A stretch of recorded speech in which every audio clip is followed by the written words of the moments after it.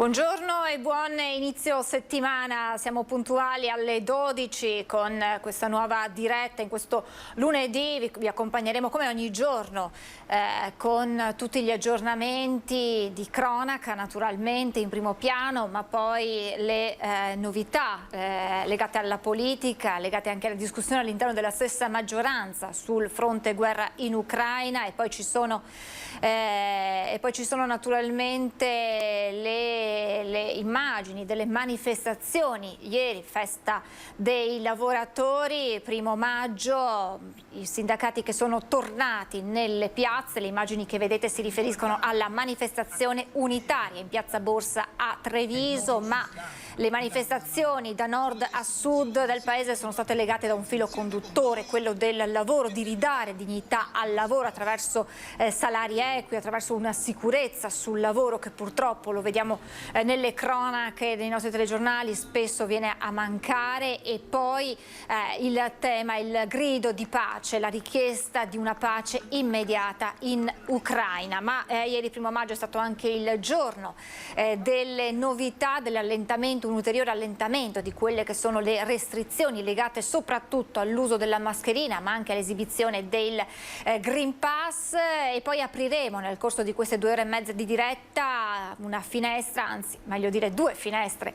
sul mondo della sanità, perché avremo ospite un medico dell'ULSS 4, protagonista di uno studio internazionale sul Covid, ma soprattutto sul long Covid, per capire anche a livello genetico quelle che potrebbero essere le origini di queste conseguenze legate alla malattia, con un importante studio che cerca di far luce e di dare una risposta anche dal punto di vista terapeutico a quei pazienti che soffrono in modo diverso, con sintomi diversi, di long Covid. E invece ci dovremo collegare probabilmente anche in questa prima parte di diretta con Treviso, con il nostro Christian Arboit, perché proprio in questi minuti al Caffoncello di Treviso è in corso la presentazione, alla presenza del presidente del Veneto Luca Zaia, del nuovo centro di trapianti di midollo osseo. E quindi come ben capite anche oggi c'è davvero tanta carne al fuoco, ma come detto in primo piano la cronaca. E allora la cronaca ci porta a Padova, la notizia che vi abbiamo dato nei nostri telegiornali sabato, la tremenda tragedia che si è consumata con la morte di Francesco Pascetta, il bambino di 6 anni deceduto, era positivo al Covid, è deceduto a causa di una crisi respiratoria. L'autopsia potrà dare importanti risposte sulle cause del decesso del piccolo. È stata disposta l'autopsia sul corpo di Francesco Pascetta, il bambino di Codevigo di 6 anni, morto all'alba di sabato mattina per una crisi respiratoria. Il piccolo era risultato positivo al Covid lo scorso 27 aprile ed era stato visitato anche al pronto soccorso di Chioggia, dove era stato portato perché non stava bene e aveva la febbre alta, ma era stato dimesso poco dopo. I genitori avevano poi nuovamente chiamato l'ambulanza che aveva visitato a casa Francesco. La situazione è peggiorata all'alba di sabato mattina. L'ambulanza di Piove di Sacco questa volta ha portato il bambino in pediatria a Padova, ma la crisi respiratoria era così forte che Francesco è arrivato morto in ospedale. I genitori, stravolti dal dolore, e la sorellina di 9 mesi sono tutti positivi e sono in isolamento a casa. Proprio i genitori e i loro familiari hanno espresso il rammarico per non aver vaccinato Francesco. Il bambino non aveva patologie respiratorie, negli ultimi 2 anni era stato in cura per alcuni accertamenti, ma non riguardavano l'apparato respiratorio. La notizia della morte di Francesco Pascetta, che avrebbe compiuto 7 anni, ha sconvolto le comunità di Chioggia e Pelestrina, dove vivono i nonni e dove sono cresciuti i genitori, e anche il comune di Codevigo. Il consiglio comunale ha osservato un minuto di silenzio in memoria del piccolo. Nel frattempo l'ospedale di Chioggia ha fatto sapere che sono in corso accertamenti sugli accessi in pronto soccorso del bambino.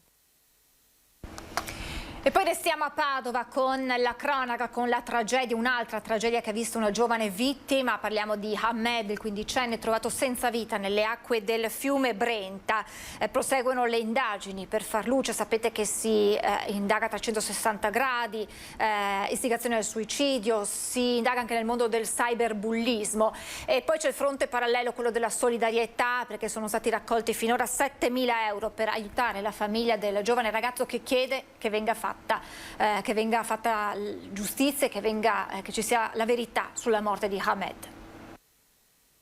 Si attendono in questi giorni gli esiti degli esami tossicologici sul corpo di Ahmed Joudier, il quindicenne padovano rinvenuto cadavere nelle acque del Brent dopo essere scomparso da casa la sera di giovedì 21 aprile. L'autopsia nel frattempo ha confermato la morte per annegamento e escluso segni di violenza sul corpo del giovane. La comunità si è attivata con una raccolta online per sostenere la famiglia. In pochi giorni, grazie alla piattaforma GoFundMe, sono stati raccolti oltre 7.000 euro. La data dei funerali non è ancora stata stabilita. La mamma e la sorella si sono affidate all'avvocato Andrea Sanguin. In procura intanto resta aperto il fascicolo per istigazione al suicidio. La famiglia del quindicenne, studente del Bernardi, è convinta che il ragazzo possa essere stato influenzato da qualcuno, magari conosciuto online. Nessuna pista è esclusa dal cyberbullismo ad una rete di giochi online. La squadra mobile ha sequestrato il cellulare e la PlayStation, dispositivi che in questi giorni sono analizzati da un esperto informatico incaricato dalla procura. Nel frattempo anche la famiglia di Henry, il 17enne di Cadoneghe che si è tolto la vita lo scorso 20 settembre nello stesso punto del Brenta in cui si sarebbe gettato Ahmed, ha chiesto attraverso il suo avvocato che venga riaperta l'indagine sulla morte del figlio. E non ce l'ha fatta l'ex campione di ciclismo Dario Sonda, 31 anni, deceduto la scorsa notte all'ospedale di Vicenza. Venerdì scorso era rimasto coinvolto in un grave incidente stradale sempre nel Vicentino, ma a Romano Dezzelino.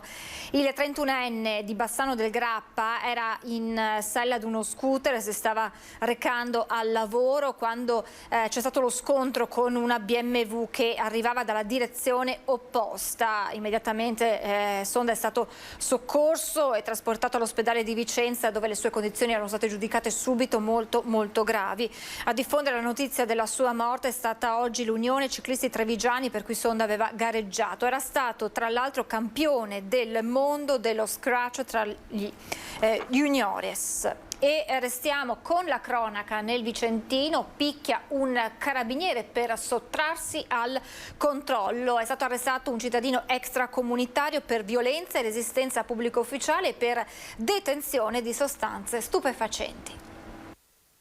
Arrestato dai carabinieri di Longare per violenza e resistenza a pubblico ufficiale e detenzione illecita di sostanze stupefacenti, un tunisino, 39enne, irregolare sul territorio nazionale. Nel pomeriggio del 29, mentre si trovava al Parco Querini, si è dato alla fuga in bici dopo aver notato la presenza dei carabinieri che dopo un inseguimento sono riusciti a bloccarlo. L'uomo, per sottrarsi ai controlli, ha colpito uno dei due militari, causandogli lesioni lievi. È stato poi perquisito e trovato con 1,5 grammi di hashish e 46 grammi di cocaina e 60 euro in contanti provento dell'attività di spaccio. L'uomo è stato arrestato. Un provvedimento di sorveglianza speciale con obbligo di soggiorno nel comune di Valbrenta e la confisca di immobili, terreni e automezzi sono stati eseguiti dalla Guardia di Finanza di Bassano del Grappa e dai carabinieri della compagnia. Il provvedimento informano le Fiamme Gialle tramite una nota, trae origine dalla convalida di un sequestro d'urgenza che era stato disposto lo scorso 20 ottobre dopo numerose segnalazioni su reati predatori, molti dei quali erano poi sfociati in procedimenti giudiziari, misure cautelari e provvedimenti amministrativi nei confronti di un indagato. Gli accertamenti economico-finanziari e patrimoniali hanno evidenziato la sproporzione tra gli esigui redditi dichiarati dal nucleo familiare e il patrimonio appunto in immobili, in terreni e automobili, oltre alla disponibilità indiretta di beni immobili e mobili formalmente intestati a persone del nucleo familiare. La sorveglianza speciale prevede l'obbligo di soggiorno in un comune vicentino e la confisca di un immobile, di 2 terreni, di 2 camper, 2 vetture per un valore di circa 120.000 euro. E restiamo con la cronaca in provincia di Vicenza con i controlli antidroga della polizia locale nei comuni a nord del capoluogo iberico, denunciato uno spacciatore. Due ville, uno spacciatore 45enne è stato denunciato dagli agenti di polizia locale nord-est vicentino durante un controllo antidroga nella serata di lunedì. In via Rossini i poliziotti, avendo riconosciuto l'uomo per i suoi precedenti di spaccio di cocaina, hanno fermato il 45enne per accertamenti. In suo possesso gli agenti hanno rinvenuto 10 grammi di cocaina suddivisi in 2 involucri. Per questo motivo lo spacciatore è stato deferito all'autorità giudiziaria. Sempre gli uomini della polizia locale nord-est vicentino hanno segnalato alla prefettura di Vicenza come assuntori di stupefacenti 2 ragazzi di Tiene. Martedì scorso i giovani, uno dei 2 minorenne, sono stati sorpresi in via Kennedy a fumare hashish. Sono stati trovati in possesso di 2 frammenti dello stesso stupefacente per un totale di quasi 18 grammi. E torna la tecnica dell'abbraccio per derubare soprattutto gli anziani. È accaduto a Treviso, dove ad un'anziana è stata rubata una collana da 1.000 euro, denunciata una 27enne che è stata individuata dai carabinieri grazie anche al prezioso aiuto dei cittadini. Qualche ora prima, con la ormai purtroppo rodata tecnica dell'abbraccio, aveva sfilato la collana d'oro a un'anziana a Treviso e già portava il vistoso monile al collo, troppo sfacciata per non passare inosservata. Sono stati alcuni cittadini di Mogliano Veneto a segnalare ai carabinieri la giovane donna, una 27enne del veneziano. Era stata vista a bordo di un'auto sospetta sul terraglio mentre si trovava in compagnia di altre 2 donne, sue parenti. Alla pattuglia dei carabinieri è bastata una veloce occhiata per notare la collana e verificare che l'oggetto era il bottino del furto ai danni dell'83enne trevigiana. Con la scusa di chiedere informazioni, la giovane era riuscita a entrare nel cortile di casa, rubando con destrezza il monile del valore di 1.000 euro. Oggetto poi riconosciuto dalla legittima proprietaria, quando i carabinieri lo hanno restituito dopo aver denunciato la ladra. Porzione di muro della cedraia di Villa Margherita, siamo a Treviso, è crollata, lo denunciano le associazioni di tutela del patrimonio storico cittadino. Crollo a Villa Margherita, a Treviso, nelle scorse ore ha ceduto una porzione di muro settecentesco lungo il fiume di Risorgiva Limbraga. Si tratta del muro di cinta della cedraia che già nei giorni scorsi aveva dato dei vistosi segni di possibile cedimento.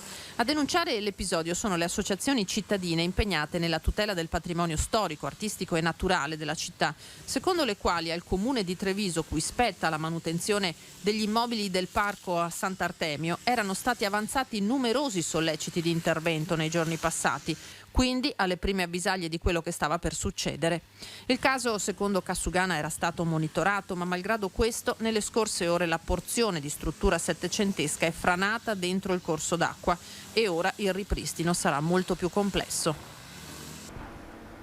L'abbiamo detto in apertura, ieri 1° maggio è stata non solo la festa dei lavoratori ma anche il giorno dell'allentamento, un ulteriore allentamento delle misure restrittive, secondo quanto previsto dall'ultima ordinanza firmata dal ministro Speranza, e quindi mascherine che restano obbligatorie solo in determinate circostanze nei bus, nei mezzi di trasporto in generale, negli ospedali, nei cinema, nelle RSA, scompare invece in altre realtà come negozi e soprattutto in bar e ristoranti, raccogliendo la felicità dei titolari.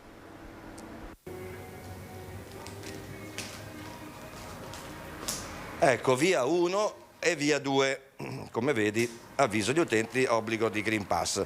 Siamo con Sandro Lazzarini, che è titolare di un bar vicinissimo al centro storico, a ridosso delle mura, piazzale San Giovanni. Come è stata accolta questa sorta di liberazione della mascherina all'interno del bar? La gente è ancora un po' confusa, non so se mettersela, se non mettersela. Anch'io ho fatto questa scelta. Perché? Perché la tiene ancora? Ma per il momento, almeno per i primi giorni, per vedere un attimo appunto la reazione della gente, se preferisce vedermi così, se si sente più sicura, oppure se ha proprio voglia di vedere che la cosa si è liberata e che si riparte come speriamo. I primi commenti in questo lunedì mattina, 2 maggio, primo lunedì di maggio? Diciamo che la gente è contenta di potersela levare, se non altro di avere la libertà di scegliere. Il bar ha vissuto un brutto momento con questa cosa. Uno in bar dovrebbe sentirsi abbastanza libero anche nell'espressione. È un punto, è un po' un'agorà, diciamo, il bar, per cui doverlo fare senza mettere in mostra le proprie espressioni è un po' una cosa limitante, diciamo, ecco. Speriamo di tornare presto, a dimenticarci di questa cosa, letteralmente. E allora vado a salutare il senatore del Partito Democratico Andrea Ferrazzi. Buongiorno, ben ritrovato senatore. Buongiorno a lei, buongiorno a tutti. Allora, io mi aggancerei al servizio che abbiamo appena visto, ieri 1° maggio, festa del lavoro, sì, ma anche insomma una festa di libertà, di ritorno alla libertà dopo 2 anni, oltre 2 anni di pandemia, finalmente si torna a guardarsi in faccia senza mascherine, a sorridersi senza mascherine, ma è sempre importante ribadire la prudenza e la responsabilità, avere sempre la mascherina in tasca laddove ci siano situazioni di assembramenti che potrebbero comunque essere ancora pericolosi. E certamente il fatto di ieri, la data di ieri è una data storica, perché dopo 26 mesi di pandemia finalmente ci sono dei segnali di apertura, di rilancio, di liberazione da questo virus che ci ha costretto a una vita veramente grama, a fatica, per non parlare dei morti che sono stati tantissimi. Delle privazioni che un sacco di persone, tutti noi abbiamo dovuto subire, dei ragazzi che sono stati privati dalla scuola, dei posti di lavoro che sono stati chiusi, dei ristoranti insomma che sono stati chiusi. Davvero finalmente abbiamo la possibilità di guardare avanti con una certa tranquillità. Questo è stato possibile a livello europeo perché è stata fatta una grande campagna di vaccinazione, il fatto che la stragrande percentuale della popolazione è stata vaccinata sta consentendo a tutti noi finalmente questo piano di grande liberazione. 1° maggio però festa del lavoro, una festa del lavoro con i sindacati che sono tornati in piazza e si è ribadito il bisogno di ridare dignità ai lavoratori attraverso la sicurezza, attraverso dei salari equi e ci ritroviamo ogni anno purtroppo a ribadire questo, dare dignità al lavoro. C'è bisogno di riportare il lavoro e il lavoratore al centro della discussione anche politica. Bene, la nostra Repubblica si fonda sul lavoro, i padri costituenti hanno voluto questo perché il lavoro è momento di dignità, è momento di libertà, è momento di liberazione dei bisogni, ma è momento anche di socialità, di partecipazione alla costruzione della casa comune, della nostra Repubblica. Questo è stato il grande dibattito che i costituenti hanno voluto, hanno creato e poi hanno trasformato un testo costituzionale che è di più avanzati e il lavoro sta cambiando strutturalmente però nel nostro paese e anche a livello mondiale. Dobbiamo costruire ogni giorno norme, modi di vita, regole, comportamenti reali per la dignità dei lavoratori e delle lavoratrici, delle persone che poi rischiano invece di trovarsi in situazioni di sfruttamento, in situazioni di precariato diffuso, in situazioni a volte anche di mancanza di lavoro e quindi costrette ad accettare delle condizioni inimmaginabili. Vede, ne va anche della competitività del sistema paese, perché il nostro paese è un sistema ricco, è la settima potenza industriale a livello mondiale, è un sistema che però deve lavorare sulla qualità della produzione. Per lavorare sulla qualità della produzione deve lavorare anche sulla qualità della contrattazione, dei contratti. Le imprese stesse, le categorie produttive stesse, gli imprenditori stessi hanno tutti i vantaggi e quindi il lavoro è un lavoro visto insieme, cioè di chi fa il lavoro perché produce lavoro attraverso l'attività di imprese, chi poi lavora a livello intellettuale, a livello di manodopera, cioè bisogna fare un grande fatto del nostro lavoro a livello nazionale per il rilancio del nostro paese. E, senatore, il lavoro, lavoratori, aziende che devono fare i conti con la crisi, ne abbiamo parlato tantissimo, i rincari, le materie prime, i rincari dell'energia, il governo e proprio il lavoro sta definendo i dettagli del decreto energia, oltre 7 miliardi proprio di aiuti a favore di aziende e famiglie. È abbastanza, mi perdoni, è sufficiente? Le aggiungo un'ulteriore domanda. Guarda, in questo momento lei mi vede all'interno di una barca, sto andando con la capitaneria di porto a visitare uno dei posti di estrazione del gas, sono nelle coste di Ravenna.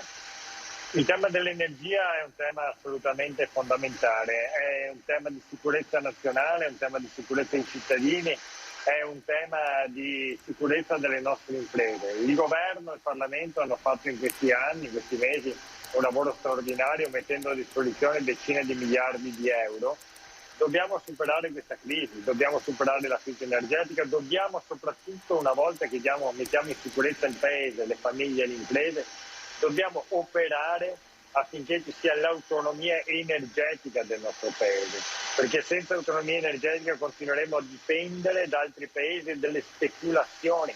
Lei sicuramente avrà visto che rispetto a un anno fa il gas era cresciuto a livello di prezzo anche di 10 volte, da 17 euro a megawattora a 180 euro, e questo per motivi di speculazione finanziaria. E allora noi abbiamo voluto intervenire rimettendo una parte di quelle risorse per famiglie e imprese, prendendole come contributo di solidarietà dalle imprese che invece ci hanno guadagnato miliardi dall'aumento del gas, per esempio. Si tratta dunque anche di un'operazione di ridistribuzione e di giustizia sociale assolutamente fondamentale. Senatore, purtroppo dobbiamo di nuovo tornare sulla guerra in Ucraina. Ad ogni nostro collegamento purtroppo resta in primo piano e purtroppo ci troviamo a commentare le armi che continuano a sparare e la diplomazia che sembra ormai scomparsa. Ieri c'è stata un'intervista, la prima del capo della diplomazia russa, il ministro Lavrov, con un'emittente europea, un'emittente italiana, e parlando del nostro paese ha detto: l'Italia è in prima fila contro Mosca. All'inizio ne eravamo stupiti, adesso ci abbiamo fatto l'abitudine. Come dobbiamo leggere questo messaggio lanciato proprio al nostro paese? Ma non stupisce, il governo di Putin è responsabile di un'aggressione nei confronti dell'Ucraina, un'aggressione che va contro tutte le leggi del diritto internazionale, che va contro l'etica pubblica, che va contro la libertà di un paese che si è trovato dalla sera alla mattina aggredito e bombardato senza motivazione alcuna da parte di un altro paese. Quindi Putin, non il popolo russo, Putin ha scelto una linea di aggressione di questo tipo, una linea che tra l'altro è stata sconfitta dal punto di vista fattuale rispetto agli obiettivi iniziali, perché Putin immaginava in pochissimo tempo di poter cambiare il governo, mettere un governo fattoscio, controllare il territorio, che la parte, chiamiamola, filorussa della popolazione ucraina avrebbe appoggiato questa linea, cosa che invece non è avvenuta assolutamente. Ora però noi, quindi il tema della difesa, della resistenza, del diritto alla resistenza è sancito dalla nostra Costituzione ed è sancito anche dall'articolo 51 del Trattato dell'ONU. Accanto a questo però vanno costruite tutte le linee di diplomazia, perché è chiaro che tu non devi mai chiudere le linee diplomatiche con nessun paese, sia esso anche aggressore. E quindi io sono convinto che accanto al diritto della resistenza, che giustamente va portato avanti con grande determinazione, come ci ha ricordato anche nel giorno di 25 aprile del nostro Presidente Mattarella, vanno sviluppate anche tutte quelle politiche di diplomazia di accordo, perché va fatto innanzitutto subito un cessate il fuoco e poi vanno trovate le soluzioni per risolvere definitivamente, bloccare definitivamente questa guerra che sta avendo un esito, diciamo, funesto. L'ultimissima domanda, poi la lascio andare anche perché abbiamo un po' il collegamento disturbato. Fino a che punto si arriverà? Nel senso che anche gli analisti in questa fase, quelli che erano per aiutare l'Ucraina a difendersi nel dare armi, ora si pongono il problema di quale sarà il punto di caduta, cioè fino a quando si potrà continuare, anche perché il linguaggio parlato da Stati Uniti e Gran Bretagna da una parte, che parlano ormai apertamente della volontà di rovesciare, di bloccare, di indebolire la Russia, e il linguaggio europeo, quello di aiutare l'Ucraina a difendersi dall'aggressione, sono due linguaggi abbastanza distanti. Io credo che il nostro Paese debba muoversi per un processo di rafforzamento dell'Unione Europea anche sul piano della politica estera e della diplomazia internazionale. L'alleanza con la NATO è un'alleanza strategica che va ribadita, ma l'alleanza della NATO vuol dire anche potenziare l'Europa in quanto tale e quindi creare una dialettica interna anche all'interno della NATO stessa, che ci renda nelle condizioni di essere autonomi e capaci di sviluppare autonomamente delle politiche all'interno del nostro continente e non dover dunque dipendere dalle politiche che poi vengono definite da altre potenze. Io credo che poi questo va inserito anche in quello che giustamente Mattarella ha detto la scorsa settimana: va superata anche la logica delle superpotenze a livello mondiale per rilanciare una politica del multilateralismo. E però vede, questa è una sfida tutta nostra, dobbiamo avere noi la capacità a livello nazionale, a livello europeo di creare le condizioni perché questo avvenga, quindi dobbiamo accelerare con forza per una politica di difesa comune a livello europeo, di politica estera a livello europeo. Dobbiamo essere credibili, dobbiamo avere la forza di intervenire nella gestione anche dei conflitti nel nostro continente. È un dilemma non facile, è una situazione sicuramente per tutti non facile e naturalmente ci auguriamo che la diplomazia ricominci con forza a mettersi in moto. Senatore, grazie. È necessaria l'attività della diplomazia, assolutamente. Questa guerra va fatta finire il prima possibile. Assolutamente, stai ascoltando anche le parole del Presidente Mattarella che dice ci vuole la volontà per far la pace. Senatore Ferrazzi, grazie davvero, grazie infinita, lasciamo i suoi impegni e grazie e buon lavoro, grazie senatore del Partito Democratico Andrea Ferrazzi. Adesso invece apriamo la prima finestra sulla sanità, vado subito a Treviso, se mi date conferma dovrebbe esserci il nostro Christian Arboit alla presentazione del nuovo centro di trapianto per il midollo osseo presentato al Cafoncello di Treviso. Dovrebbe esserci con lui il presidente Zaia che insieme al direttore generale dell'USL 2 Benazzi hanno inaugurato questo importante centro. Sappiamo quanto la donazione di organi sia un fiore all'occhiello per la nostra sanità. Anche durante la pandemia i centri trapianti non si sono mai fermati, registrando anche numeri importanti su questo fronte. Capiremo dunque quelle che sono le novità, ma immagino che poi con il presidente Zaia affronteremo anche altre tematiche e quindi vediamo di dare la linea quanto prima al nostro Christian Arboit. Allora vediamo a proposito di sanità ma legato anche alla sicurezza sui posti di lavoro le iniziative di Avis Veneto.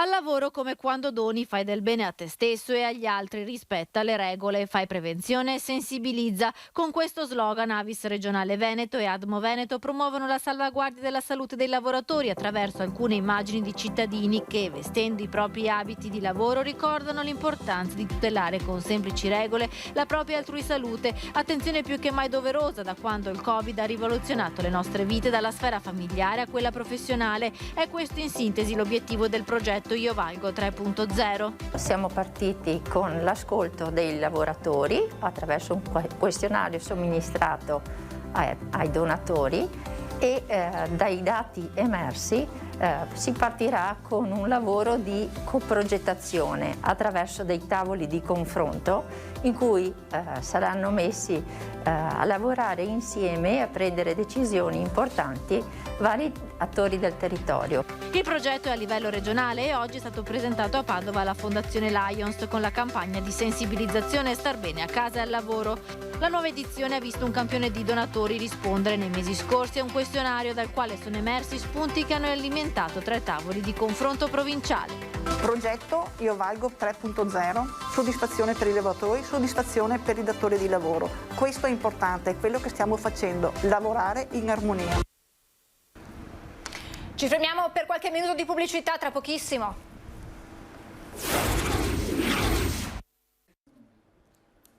Rieccoci in diretta, vado subito a Treviso con il nostro Christian Arboit insieme al presidente del Veneto Luca Zaia. A te Christian, buongiorno. Posso saltare un letargo?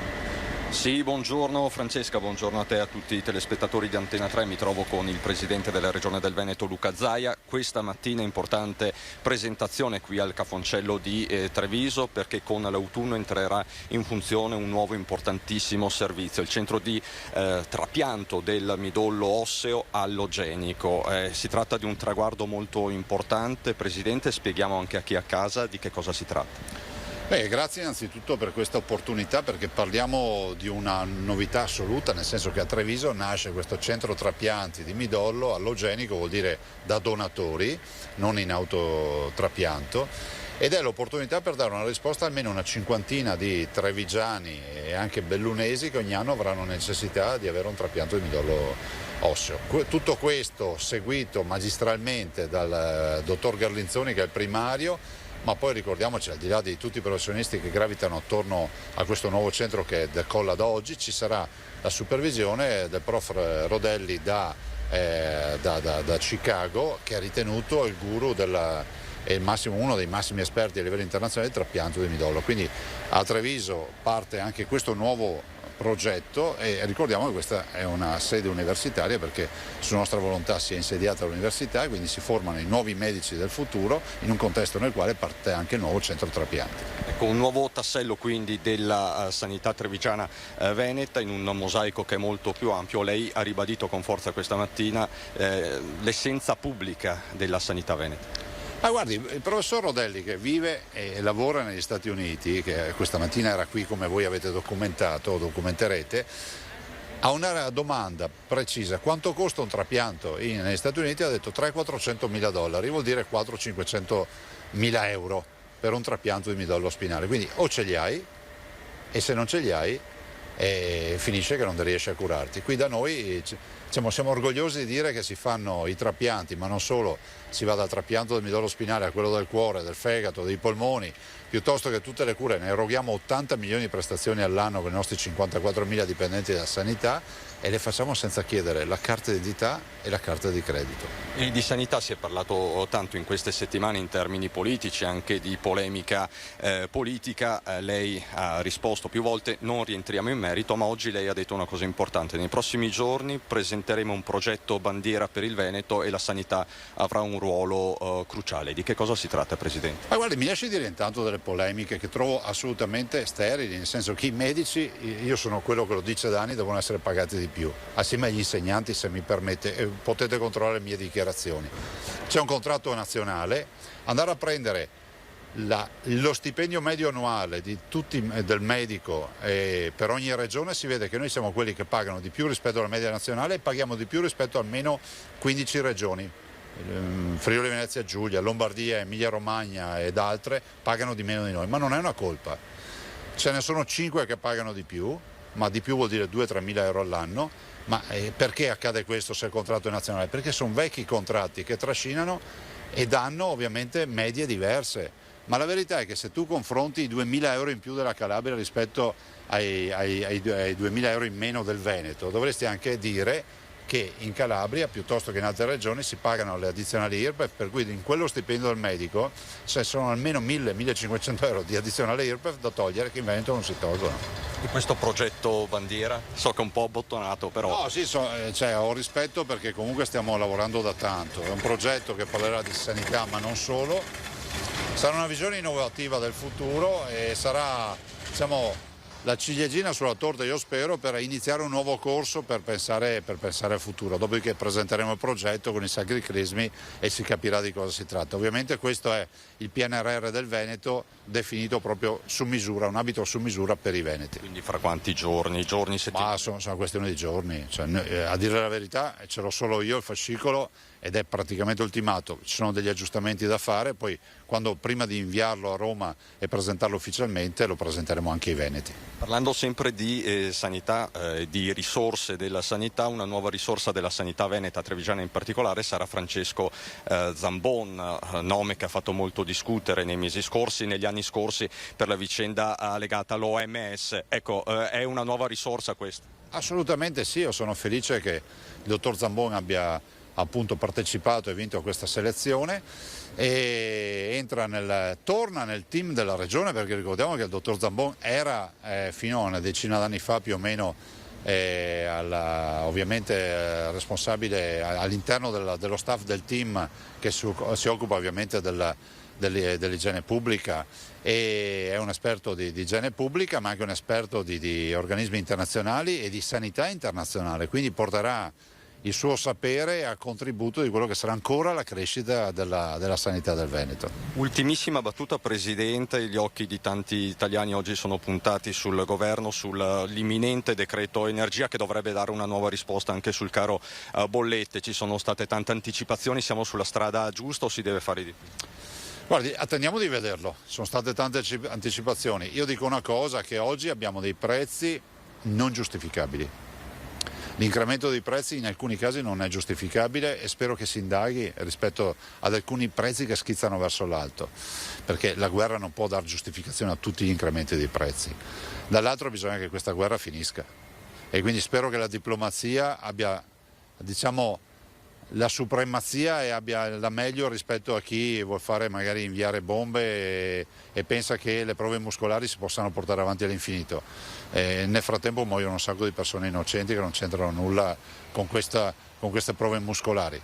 Dall'altro penso che il tema dell'energia sia strategico, noi non siamo autonomi energeticamente, non lo siamo neanche dal punto di vista alimentare, sono due grandi sfide, spero, io sono l'unico purtroppo che porta avanti questa proposta, che questi 239 milioni, questi 239 miliardi di euro del PNRR siano dedicati al tema energetico, al tema alimentare, perché questo Paese ha bisogno forse di far luccicare di meno un Garrel di un borgo, ma fare in modo che in quel borgo ci restino le persone a vivere, e perché restino bisogna comunque che le aiutiamo.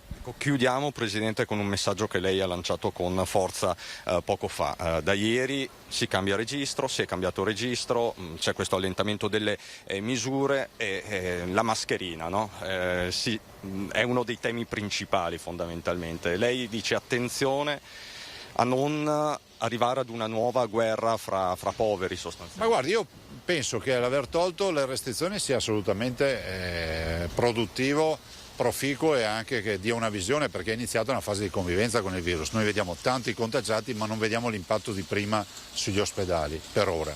Allora, alla luce di tutto questo diciamo anche che ci sarà chi la porterà la mascherina, chi deciderà di non portarla totalmente, ci sia rispetto. Adesso non vorrei iniziare a vedere i dibattiti tra chi non la porta e ce l'ha con chi la porta e chi la porta e che ce l'ha con chi non la porta. E poi come si può fare? Utilizzare buon senso. Io lo dico sempre, non è vietato di fare il bagno in mare anche a gennaio, ma nessuno si butta, si tuffa in mare, poi ti prendi la polmonite.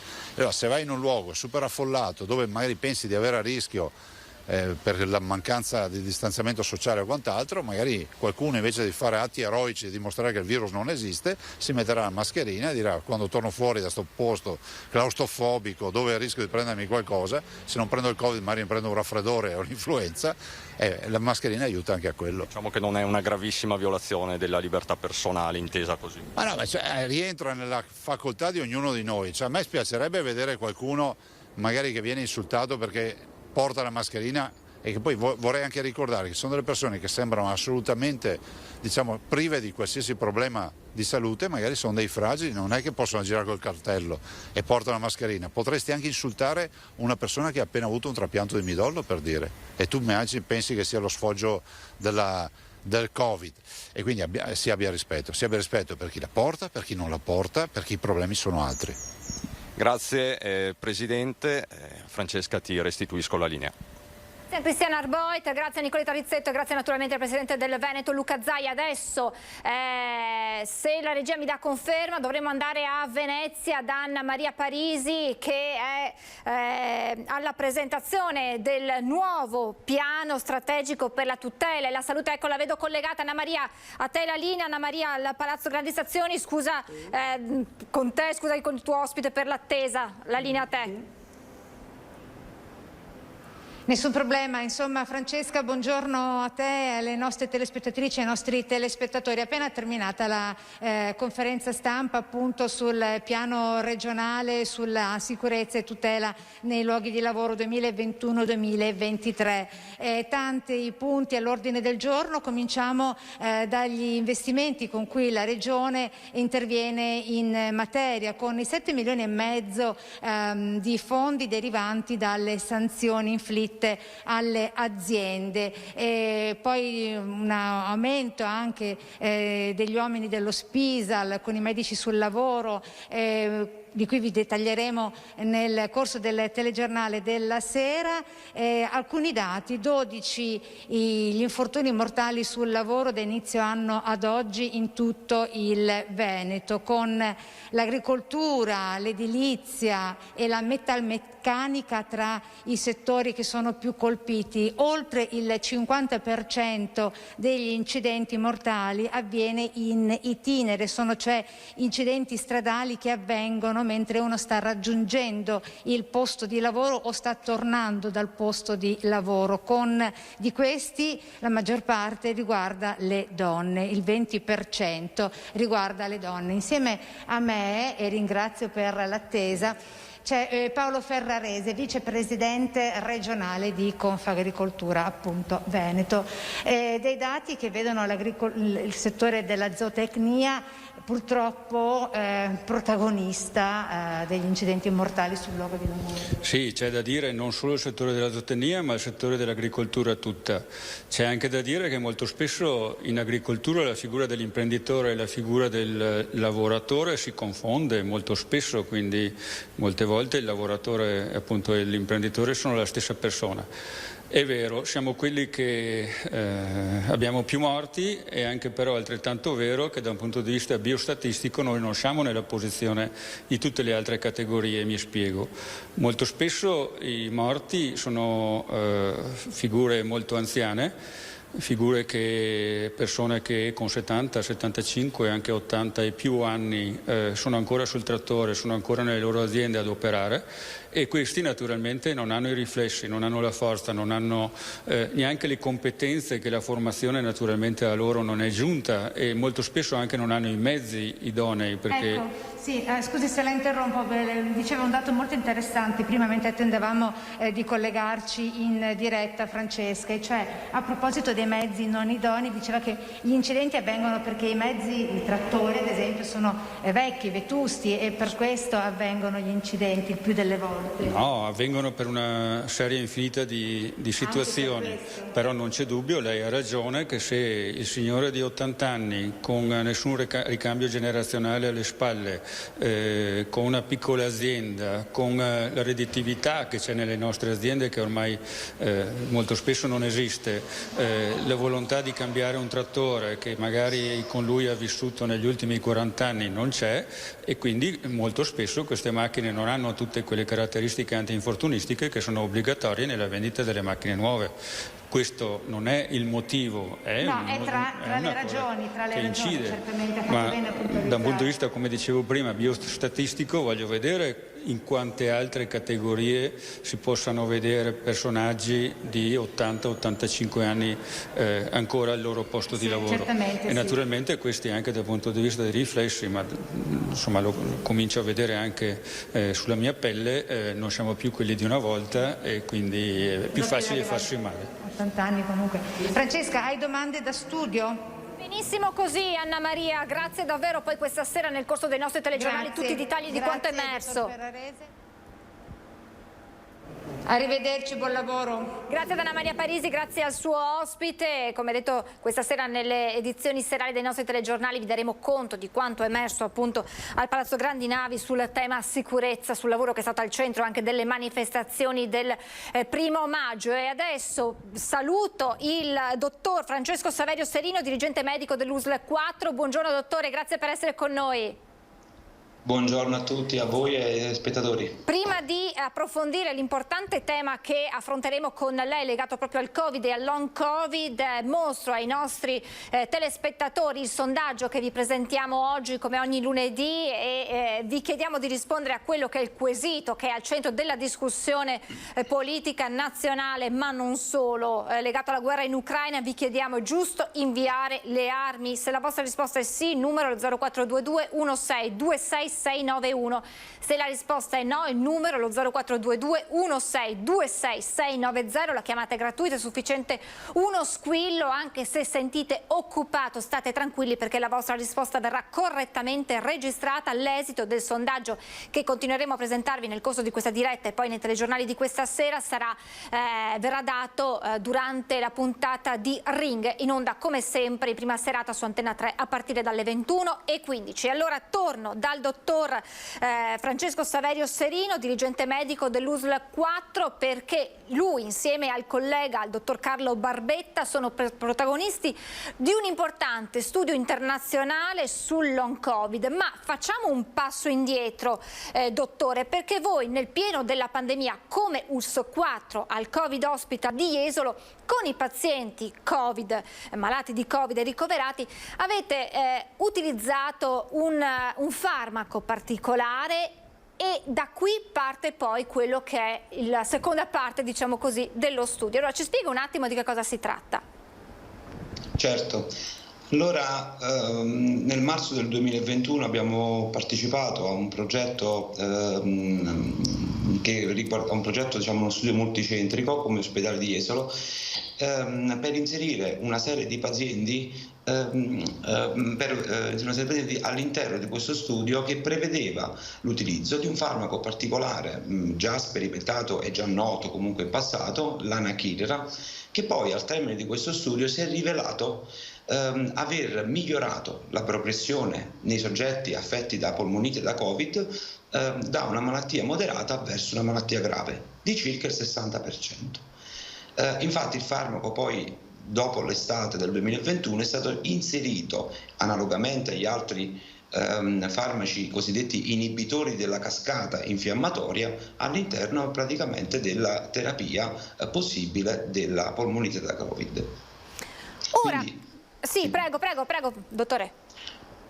Quindi alla luce di ciò, già verso l'estate dello scorso anno abbiamo con l'Istituto Ellenico per lo studio della sepsi, coordinato dal professor Giammalerlos, avevamo già pensato di eseguire poi uno studio successivo che riguardasse il long Covid, che finalmente è arrivato adesso ed è stato approvato. Ecco, perché questi pazienti che voi avete trattato con questo Anakinra, sappiamo quanto sono complicati da pronunciare tutti i farmaci legati al Covid, abbiamo imparato in questi anni a conoscerli con le difficoltà legate alla loro pronuncia. Ecco, ora questi pazienti rientreranno in qualche modo nella fase successiva dello studio legato al long Covid e con una divisione anche in 3 gruppi. Ci può spiegare questo studio legato proprio a quelle che sono le conseguenze che la malattia lascia sui pazienti, anche che hanno avuto una gravità di malattia diversa, perché abbiamo imparato a capire che non solo i pazienti che sono finiti in terapia intensiva, intubati, hanno poi effetti di long Covid, ma anche chi magari ha avuto la malattia in forma un po' più lieve, ora deve fare i conti con questi problemi. E quindi in che modo ora quei pazienti che erano stati trattati al Covid Hospital di Jesolo rientrano nel vostro studio? Allora, guardi, intanto parto un secondo da lontano, perché innanzitutto bisogna definire che cos'è long Covid. Per definizione abbiamo un long Covid definito anche come post-acute Covid syndrome e tutta una serie di sintomi e segni aspecifici dal punto di vista clinico che insorgono dopo le 12 settimane da un'infezione da Covid. Ovviamente questi segni e sintomi, ribadisco, possono epidemiologicamente anche essere presenti in soggetti che non hanno sviluppato una polmonite da Covid, ma una forma cosiddetta asintomatica e o paucisintomatica, ma possono protrarsi nel tempo. Questa è una definizione data dall'OMS, dall'Istituto Superiore di Sanità e anche poi ricalcata dalla Fondazione GIMB, che sono tra i 3 organi più importanti che hanno poi emanato una serie di raccomandazioni sulla gestione di questi pazienti. Lo studio a cui vorremmo partecipare, a cui parteciperemo, è differente perché l'obiettivo è quello di identificare un cluster fenotipico, cioè un gruppo di pazienti che hanno praticamente delle caratteristiche predisponenti per lo sviluppo del long Covid. Per fare ciò, lo studio si basa su 3 gruppi di pazienti: quelli che hanno partecipato al studio Sevomor e quindi hanno fatto il farmaco Anakinra e che hanno poi avuto un miglioramento della malattia oppure no, come vi dicevo prima, in questo caso a livello internazionale circa il 60% dei pazienti arruolati nello studio ha avuto un miglioramento della malattia, confrontati con un altro gruppo di pazienti che invece hanno avuto il Covid ma non sono stati trattati con l'Anakinra, e infine un cosiddetto gruppo di controllo che invece caratterizzato da pazienti che non hanno avuto segni e sintomi legati al Covid, quindi nessuna malattia da Covid. In questo modo si vuol cercare di dimostrare che se il meccanismo di disregolazione immunitaria su cui poi agisce il farmaco possa essere alla base di tutta la serie di sintomi e segni che definiscono il long Covid. Lo potremmo fare attraverso sia un'analisi di tipo clinica biochimica in questo caso qui, cioè la compilazione di questionari in cui i pazienti praticamente andranno a elencare tutta la serie di segni e sintomi del long Covid, e effettuando dei prelievi di sangue che poi verranno portati all'estero in dei laboratori europei, attraverso il quale si andranno a caratterizzare il tipo di cellule immunitarie alterate o meno e quindi coinvolte nel meccanismo del long Covid. Cioè, se non ho capito male, allora inizialmente abbiamo detto che lo studio sul long Covid era basato esclusivamente su quelli che erano i sintomi, la sintomatologia che il paziente denunciava. In questo momento, in questa fase si va più a fondo e quindi si cerca un'origine genetica, ovvero capire perché un paziente risponde in un certo modo e perché un paziente risponde in un altro modo e quindi anche in prospettiva futura per cercare di curare il long Covid, visto che al momento terapie efficaci non ce ne sono, si va ad agire sul sintomo ma non su quella che poi è l'origine del long Covid. Certo. L'ho sintetizzato, l'ho semplificato per non addetti ai lavori, per cui mi corregga se ho detto cose errate, dottore. Assolutamente giusto, tutto esatto. Lei pensi che è così difficile per i clinici diagnosticare un long Covid perché ad oggi, secondo gli studi internazionali, sono stati identificati circa 200 sintomi legati alla malattia da long Covid. Ovviamente la febbre è quella che è meno frequente nel long Covid, mentre invece è più frequente nella malattia in fase acuta, però la difficoltà respiratoria, la persistente, l'astenia, cioè la stanchezza, l'affaticamento, la facile affaticabilità muscolare, soprattutto la cefalea, alcuni disturbi gastrointestinali e dell'udito e dell'olfatto sono tra i sintomi più frequenti del long Covid. Questo tipo di studio è un'innovazione perché cerca di mettere in relazione la presenza di determinati tipi di sintomi anche con un meccanismo di tipo immunitario, cioè ad oggi noi sappiamo che le donne sotto i 60 anni sono quelle che, a prescindere se abbiano avuto la malattia sintomatica con polmonite oppure no, sono quelle più a rischio di long Covid, mentre invece gli uomini sono più a rischio di progressione di malattia nella fase acuta. E questo probabilmente è dovuto, nel caso del sesso femminile, a fenomeni di tipo genetico e ormonale. Quindi già questo è un dato che noi abbiamo, però come diceva lei, trattamenti non esistono, perché tutte le linee guida internazionali prevedono di stabilire un diario dei sintomi e in base a quelli si va a gestire il long Covid, ma in realtà una vera e propria terapia non esiste. Probabilmente questo studio, analizzando il fenomeno immunologico e le caratteristiche fenotipiche, cioè genetiche di questi pazienti, potrebbe praticamente essere la base per creare delle terapie, sviluppare delle terapie future.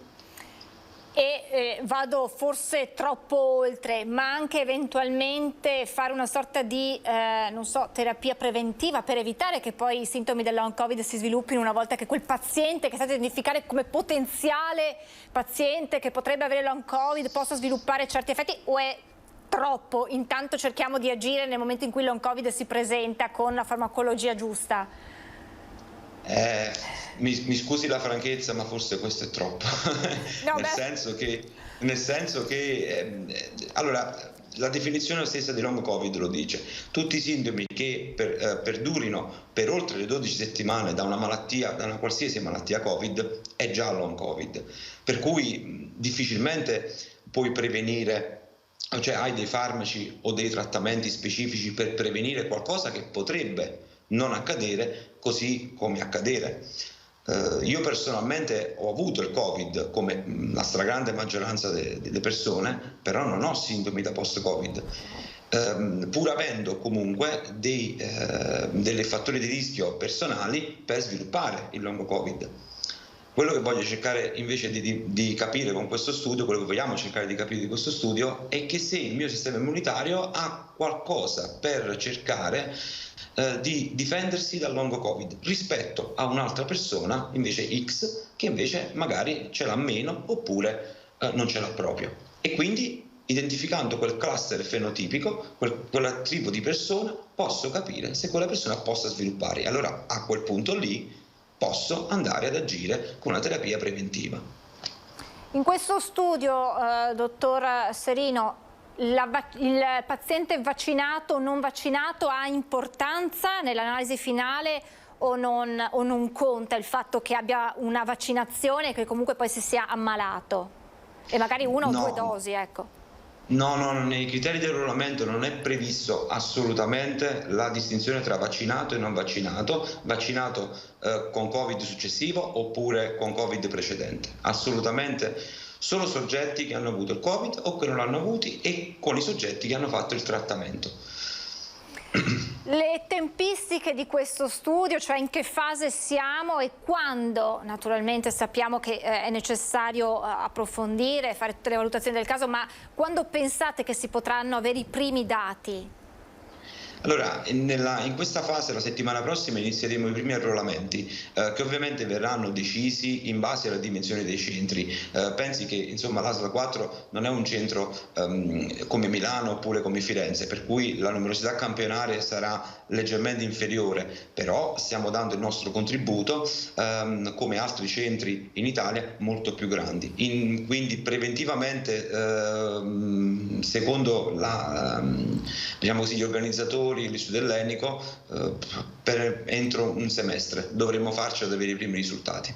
Quanti pazienti per l'ULSS 4 saranno coinvolti? Circa una trentina.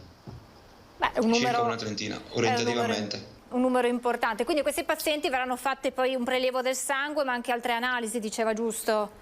Sì, allora, a questi pazienti verrà somministrato un questionario, anche attraverso l'utilizzo delle dotazioni informatiche, quindi delle applicazioni, sul sintomi e segni del long Covid, e questa è la base.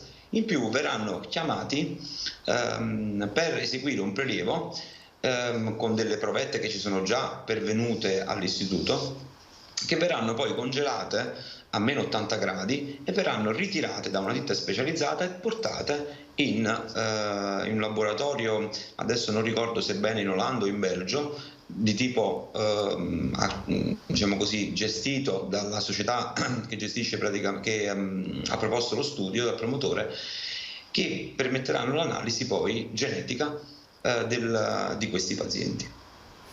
E quindi questa è la fase più difficile, cioè proprio l'analisi genetica per cui ci vuole tempo, perché il questionario, un paziente a cadenza di 4 settimane, 8 settimane, 12 settimane, quindi tutto questo percorso di 6 mesi, ci vogliono 5 minuti, cioè i sintomi o ce l'hai oppure non ce l'hai, o ce l'hai lievi o ce l'hai moderati. Questo è. E l'analisi genetica che ci vuole più tempo, ecco perché ci prendiamo avanti nel dire un semestre, forse siamo più tranquilli. È giusto. L'ultimissima domanda, dottore, e do voce a quello che sono le domande che mi vengono man mano che la sento parlare. Noi abbiamo capito come il virus muti, vari in modo molto veloce, e quindi abbiamo assistito a tante mutazioni in questi 2 anni di pandemia. Dalla vostra esperienza, gli effetti, il long Covid ha avuto comportamenti diversi rispetto alla prima fase della pandemia, rispetto a questa seconda, terza, quarta ondata, ormai abbiamo perso il conto, o a prescindere dal tipo di variante, quello che la malattia lascia sul corpo di un paziente sono gli stessi? Purtroppo mi duole dire che alla fine gli strascichi sono gli stessi a seconda della variante. Certo, alcune varianti, tra cui quella Delta, adesso non ricordo neanche io, tra la seconda e la terza ondata, è stata quella che è molto più aggressiva da un punto di vista microbiologico e anche clinicamente per i pazienti, ed è proprio la fase in cui sono stati sviluppati i farmaci di supporto per i pazienti con malattia severa. Però in realtà nessun tipo di variante ha una preponderanza particolare verso una forma di long Covid. Tutte le varianti hanno la stessa caratteristica. Questo perché il virus ha un meccanismo di mimetismo molecolare, cioè quando entra nel nostro corpo è vero che l'organo bersaglio è sempre l'apparato respiratorio, ma in realtà attraverso il meccanismo di mimetismo molecolare o mimetismo genetico, come vogliamo chiamare, riesce a coinvolgere vari organi ed apparati. Non a caso tutta una serie di sintomi tra i più frequenti del long Covid sono legati al problema al sistema neurologico, al sistema cardiaco, e quindi gli organi bersaglio coinvolti, oltre al polmone, sono il cuore e anche il cervello. Tant'è che una buona parte di questi pazienti vengono anche avviate a delle terapie di tipo psicologico.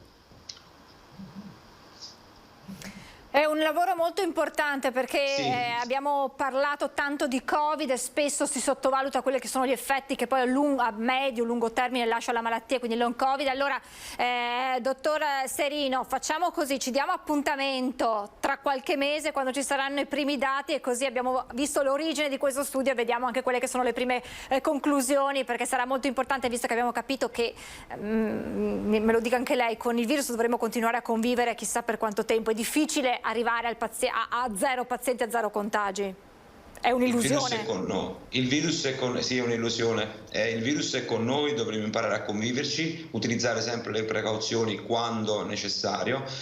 Il virus è con noi, dovremmo conviverci perché è difficile, ma anche per altri tipi di germi, quindi combatterli e raggiungere lo zero è quasi impossibile. E io posso anticiparle, mi scusi se la interrompo, posso anticiparle che orientativamente già 3 mesi potremmo già cominciare a capire almeno la parte dei questionari, quindi la sintomatologia come prevalenza, per poi i risultati finali sulla parte immunitaria invece a 6 mesi, quindi già intorno a 90 giorni dovremmo avere una prima proiezione. E allora si segni in agenda, intorno ai primi giorni di settembre ci risentiamo e la rivedremo qui in collegamento in diretta. Grazie al dottor Francesco Saverio Serino, dirigente medico dell'USL 4, buon lavoro e in bocca al lupo per questo importante studio, perché abbiamo capito il virus continuerà a vivere con noi, quindi è importante conoscere il virus ma conoscere anche quelle che sono le conseguenze che lascia poi su chi è stato contagiato. Grazie dottore, buon lavoro. Grazie, buon lavoro a voi, arrivederci. Questo dunque è lo studio che vede il Veneto, l'ULSS 4, protagonista, uno studio internazionale per capire di più, conoscere di più il long Covid. E adesso lasciamo la sanità, torniamo ad uno dei temi di questa giornata, la festa del lavoro. Ieri, 1° maggio, sindacati di nuovo in piazza, circa 300 persone in piazza Borsa a Treviso. E allora vado a salutare e lo ringrazio per essere con noi, il segretario generale della CISL Treviso, Massimiliano Paglini. Buongiorno e grazie per essere con noi, segretario. Buongiorno, grazie a voi dell'invito, un saluto ai telespettatori. Allora, finalmente si è tornati in piazza, e una piazza che è tornata sui temi che, segretario Paglini, ogni anno noi torniamo a trattare, quello della dignità del lavoro. Ogni anno si spera di aver fatto un passettino in avanti, ma ci si rende conto che invece il lavoro ha ancora bisogno di una grande considerazione a tutti i livelli, una dignità che manca sotto tanti punti di vista, Paglini. Sì, assolutamente, manca sotto il punto di vista della sicurezza, manca sotto il punto di vista dell'adeguata remunerazione dei lavoratori, manca sotto il punto di vista della stabilizzazione dei rapporti di lavoro.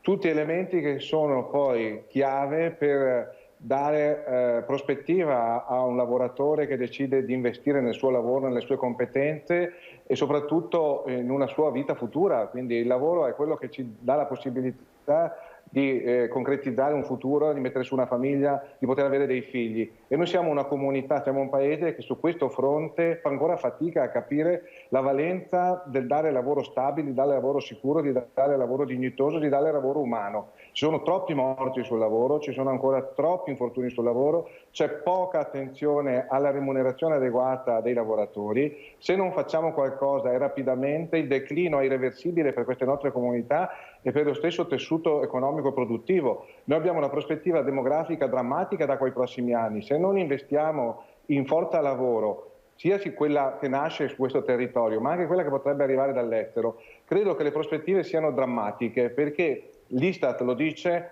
a 50 anni noi avremo 14 milioni di abitanti in meno se non cambia nulla, a bocce ferme.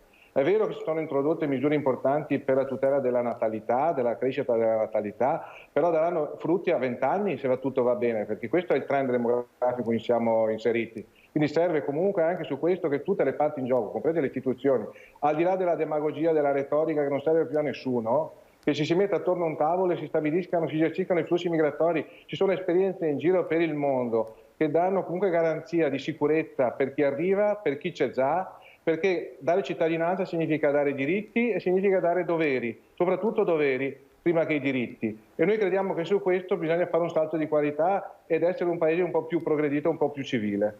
Vediamo adesso nell'inquadratura in alto la bandiera dell'Ucraina sventolare, perché l'ho detto all'inizio, le manifestazioni che ci sono state nelle piazze italiane sono state unite dal bisogno di riportare appunto al centro della discussione il lavoro e dall'altra anche la richiesta della pace in Ucraina. In questa situazione così drammatica, qual è la posizione dei sindacati, anche in una discussione, in un dibattito che si fa più acceso anche a livello politico nella nostra maggioranza di governo, soprattutto legata agli aiuti negli armamenti che vengono dati all'Ucraina in questa fase? Guardi, io parto raccontando la storia di 70 anni fa è che se non fossero arrivate armi alla resistenza di chi lottava contro il nazifascismo, oggi non scriveremmo questa storia di libertà e di democrazia di 70 anni in Europa e nel nostro paese. Dopodiché noi siamo contro la guerra, noi siamo per la pace, ma la pace deve valere sempre, non è corrente alternata alla pace, perché le guerre in Yemen, in Sudan, in Siria, nella Burkina Faso, in tutti i paesi del mondo producono emarginazione, producono emigrazioni e poi sono quelli che noi guardiamo con una certa sufficienza, anche con fastidio, quando cercano di barcarsi con i barconi malconci o attraversano le rotte balcaniche per cercare una speranza di vita migliore. Io credo che ci sia bisogno che tutta la comunità internazionale agisca per far cessare questa guerra, perché se questa guerra non si fermerà il più presto possibile, le ricadute e le prospettive sono nefaste, sono imprevedibili. Lo vediamo già dalle materie prime, dall'aumento dei costi dell'energia, erano già in atto quelle dinamiche, però si stanno aggravando pesantemente e non abbiamo strumenti in questo momento capaci di far modificare nel breve tempo questo trend che è in atto di costo dell'energia, di costo delle materie prime, che rischia da una parte di bloccare il sistema produttivo e dall'altra di impattare pesantemente sui ceti medio-bassi della popolazione, quelli che hanno redditi medio-bassi, a partire dai pensionati e dai salariati al minimo. E rischiamo di bloccare, anzi è già bloccata, ahimè, quella ripresa economica che c'era stata alla fine del 2021 dopo la pandemia. C'erano dei segnali positivi, c'era anche la fiducia nelle aziende, adesso ci sono aziende che sono costrette a chiedere la cassa integrazione perché non ce la fanno di fronte a questi rincari. No, ci sono difficoltà di approvvigionamento di materie prime, alcune aziende hanno visto lungo e si sono adeguate rafforzando in magazzino le materie prime, molte altre invece si approvvigionavano tempo per tempo sui mercati. In questo momento qua la difficoltà prima di tutto, al di là dei costi, è dell'approvvigionamento delle materie prime, quindi si rischia il blocco produzioni. Al momento la cassa integrazione non è prevista se c'è un aumento dei costi, è prevista nel caso in cui si fermi l'attività, quindi per blocco di attività delle imprese. Noi temiamo che se non ci sarà un intervento, però mi pare che oggi c'è un incontro importante a Palazzo Chigi con i nostri segretari generali CGIL e CISL-UIL, che se non si interviene rapidamente per favorire questo approvvigionamento e per ridurre i costi dell'energia, ci sia alle porte, in prospettiva, all'orizzonte, un blocco delle produzioni. Sarebbe lo scenario ancora più drammatico, perché significa poi tensioni sociali, significa una prospettiva nera per il Paese di incapacità di reagire dopo che, come diceva lei, la pandemia era stata di per sé drammatica, ma aveva dato anche segnali importantissimi con un 6% abbondante di ripresa del PIL l'anno scorso. Al momento siamo ancora in una fase di incertezza, perché c'è stato un rallentamento della produzione del prodotto interno lordo, però non siamo ancora tecnicamente in recessione e soprattutto la prospettiva è di avere un'inflazione che è schizzata alle stelle e dall'altra parte la recessione tecnica. Significherebbe stagflazione, che è lo scenario peggiore, perché è quello che impatta pesantemente sul mondo del lavoro e sull'occupazione. E c'è un altro aspetto, noi abbiamo raccolto durante queste dirette tante voci di imprenditori dei vari settori, dai ristoranti agli hotel, mondo del turismo, che ci dicono non troviamo personale stagionale, non troviamo giovani, e allora spesso ci si chiede: colpa del reddito di cittadinanza, colpa del costo del lavoro che è molto alto in Italia e per cui i ragazzi, invece di fare i camerieri in Italia, vanno a farlo a Londra, vanno a farlo all'estero. Perché mancano in certi settori, ma comunque la manodopera specializzata manca anche nelle aziende? Cioè, qual è il problema? Legato, ripeto, molti puntano il dito contro il reddito di cittadinanza, che però forse è legato ai salari troppo bassi?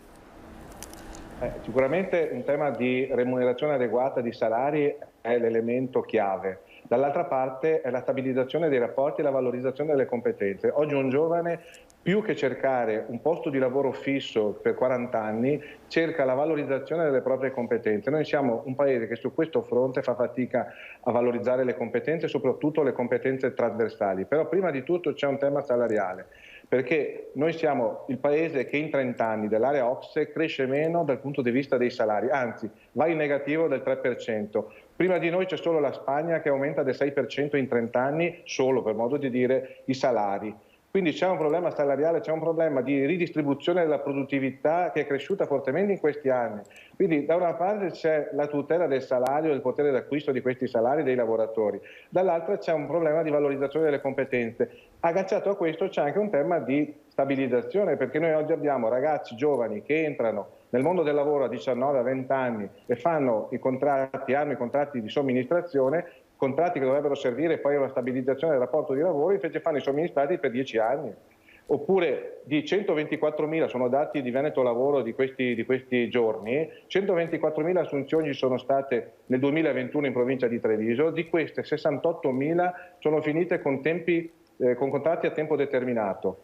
29.000 circa di somministrazione, adesso non ricordo i numeri esatti ma più o meno sono questi, e 21.000 solo contratti a tempo indeterminato. Significa che da una parte non c'è l'esigenza del rapporto di lavoro stabile, come dicevo prima, ma c'è bisogno di remunerare, perché un lavoratore somministrato non cresce le competenze, non cresce il salario e non ha la possibilità di accantonare la previdenza integrativa, non ha la possibilità di avere tutele sanitarie adeguate, cioè siamo dentro a un processo, una dinamica che vede il lavoro e i lavoratori messi come ultima ruota dentro a un sistema di ingranaggi che invece valorizza il profitto, valorizza talvolta anche le speculazioni, soprattutto sull'energia, l'abbiamo visto in questo periodo, quindi valorizza tutta quella componente che non è sociale ma che è solo finalizzata alla speculazione finanziaria. Ultimissima domanda, da ieri stop all'obbligo di mascherine nei luoghi di lavoro, sappiamo però che vengono raccomandate e in qualche modo si delega ad un accordo tra azienda e rappresentanti sindacali quello di vedere se è utile continuare ad usarle.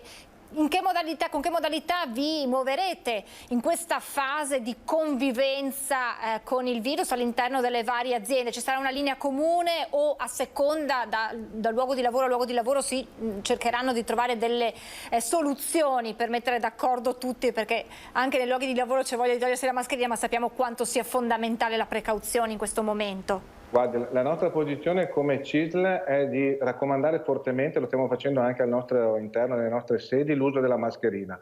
Dopodiché, siccome rientra nell'ambito della prevenzione e della protezione della salute dei lavoratori negli ambienti di lavoro, bisogna ragionare caso per caso. A parte la sanità, che comunque l'obbligo è rimasto in essere, rimarrà in essere ancora per un periodo, nel resto del mondo del lavoro noi raccomandiamo l'utilizzo delle mascherine fortemente, perché, come diceva lei, il pericolo pandemia non è superato, il Covid è sempre incombente e quindi c'è una necessità di regolare caso per caso, azienda per azienda, ed è materia delegata, demandata alla contrattazione aziendale attraverso i comitati che sono stati costituiti o gli stessi strumenti che abbiamo già a disposizione previsti dalle normative, il decreto legislativo 81 soprattutto, che è quello che regola i criteri di prevenzione e di protezione della salute dei lavoratori negli ambienti di lavoro. Quindi noi comunque ribadiamo che non si deve abbassare la guardia, il virus è sempre dietro l'angolo, l'abbiamo sentito anche dall'ospite, il vostro ospite che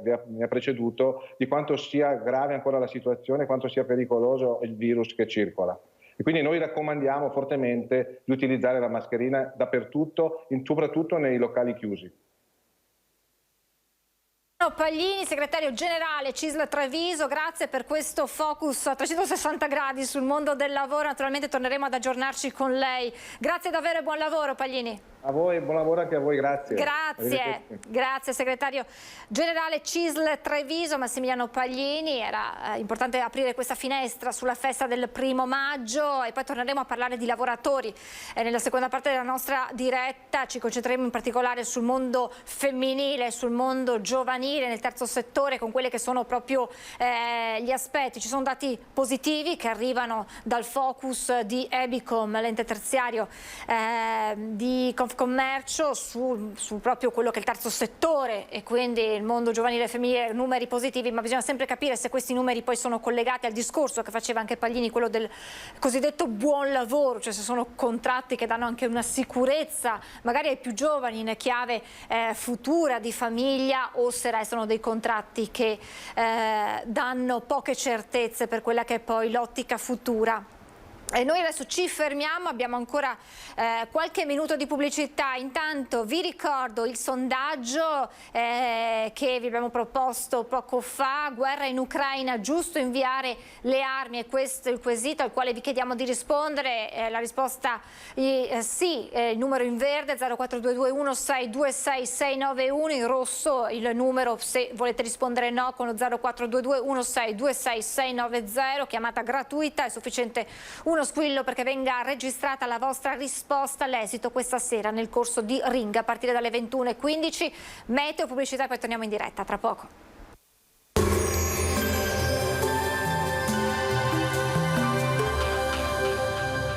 Locanda Canareggio, ristorante con cucina tipica stagionale e pizzeria con forno a legna a Rovarè di San Biagio di Callalta.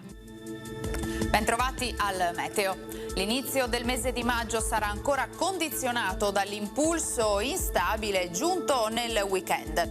Ma vediamo insieme il dettaglio.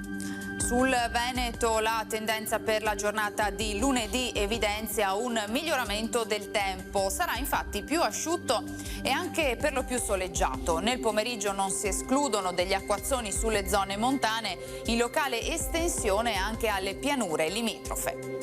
Temperature gradevoli, minime tra 8 e 13 gradi, massime comprese invece tra i 18 e i 22 gradi all'incirca. Spostiamoci ora sul Friuli Venezia Giulia, inizialmente tanto sole ma nelle ore centrali qualche rovescio a carattere sparso, bora moderata sulla costa. Temperature minime tra 11 e 13 gradi, massime sui 19 e 21 gradi. Infine diamo uno sguardo al Trentino Alto Adige, anche qui avremo un'alternanza di sole e locali temporali, specie nelle ore pomeridiane. Temperature minime intorno ai 9 gradi, massime sui 22 gradi all'incirca. Dal meteo per ora è tutto, vi auguro come sempre un buon proseguimento in compagnia di Antenna 3.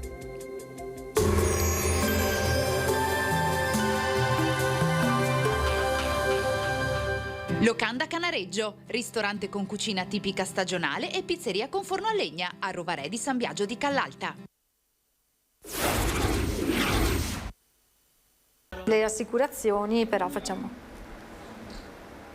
Rieccoci in diretta, saluto l'ospite che mi ha raggiunto in studio, buongiorno ad Antonio Danesin, presidente della comunità carrozzieri Confartigianato Treviso, buongiorno. Buongiorno a voi e grazie per la grandissima opportunità che abbiamo anche noi di dire qualcosa. Grazie a lei. Allora apriamo questa focus sul mondo delle carrozzerie, perché? Perché vi faccio vedere anche col supporto di queste immagini, il 7 maggio dalle 15 alle 17 presso il centro congressi dell'Hotel Maggior Consiglio, siamo a Treviso, si terrà il convegno Risarcimento diretto, azioni e strumenti per un rapporto equo con le assicurazioni. Prima però di entrare nel merito di questo convegno, ma anche di questa campagna, una campagna sociale avviata da Confartigianato Imprese Treviso, in caso di incidente fai come me, vai con la constatazione amichevole direttamente dal tuo carrozziere, quindi per capire quello che è un consiglio, mettiamola così, che vogliamo dare a chi ci sta guardando in caso di, ahimè, un incidente, vediamo di capire di che numeri stiamo parlando. Allora, per quanto riguarda in provincia di Treviso, circolano dai dati appunto che abbiamo in possesso 590.000 automobili, 83.500 tra autocarri e furgoni, 80.000 tra moto, quad e motocarri, quindi un parco veicoli molto importante. Capiamo quali sono i numeri anche delle carrozzerie, però le chiedo, mi scusi, la devo interrompere perché abbiamo un aggiornamento di cronaca e purtroppo la cronaca al sopravvento per la nostra diretta, perché dovrei avere in collegamento la nostra Ilaria Marchiori Eccola qui, la vedo che si sta preparando perché ci dà degli aggiornamenti di cronaca sull'incidente di cui vi abbiamo dato conto la settimana scorsa, l'incidente, quello scontro tra due vaporetti in laguna che aveva provocato il ferimento di una turista. Ci sono degli aggiornamenti per quanto riguarda le indagini. Buongiorno alla nostra Ilaria Marchiori. Buongiorno Francesca, buongiorno ai nostri telespettatori. Sì, innanzitutto... Accendiamo il microfono, vediamo se ti sentiamo meglio. Sì, vai Ilaria. Prova. Forse sì, no. Eccoci qui, Perfetto. problemi tecnici, scusate, buongiorno. Non ti preoccupare. Buongiorno a tutti, eccoci qui per un aggiornamento per quanto riguarda appunto lo scontro tra vaporetti che c'è stato proprio venerdì pomeriggio, nel tardo pomeriggio, all'altezza dell'imbarcadero alle Uguglie. Innanzitutto questa mattina c'è stato un incontro molto importante di cui però ancora non sappiamo gli esiti, ma li sapremo speriamo in giornata in modo da poterlo dire nei telegiornali di questa sera. Nella sede della polizia locale, la Smart Control Room al Tronchetto, tra i vertici di ACTV, l'azienda di trasporto e anche la capitaneria di porto, proprio per capire con immagini alla mano, perché sappiamo che le telecamere della Smart Control Room della polizia locale sono dislocate un po' ovunque a Venezia, per capire appunto quale sia stata la causa di questo scontro tra vaporetti che dicevamo è avvenuto venerdì pomeriggio e in cui è rimasta ferita, anche se non gravemente, una turista che si trovava all'interno di uno di questi vaporetti. Tra l'altro è il caso di dire anche che sono state già aperte 2 inchieste in merito dalla procura, per cui si cercherà di capire che cosa sia successo muovendosi su 2 fronti. Per fare un po' la sintesi di quello che è stato questo incidente venerdì pomeriggio, uno scontro tra il vaporetto diretto da Murano a Piazzale Roma e un altro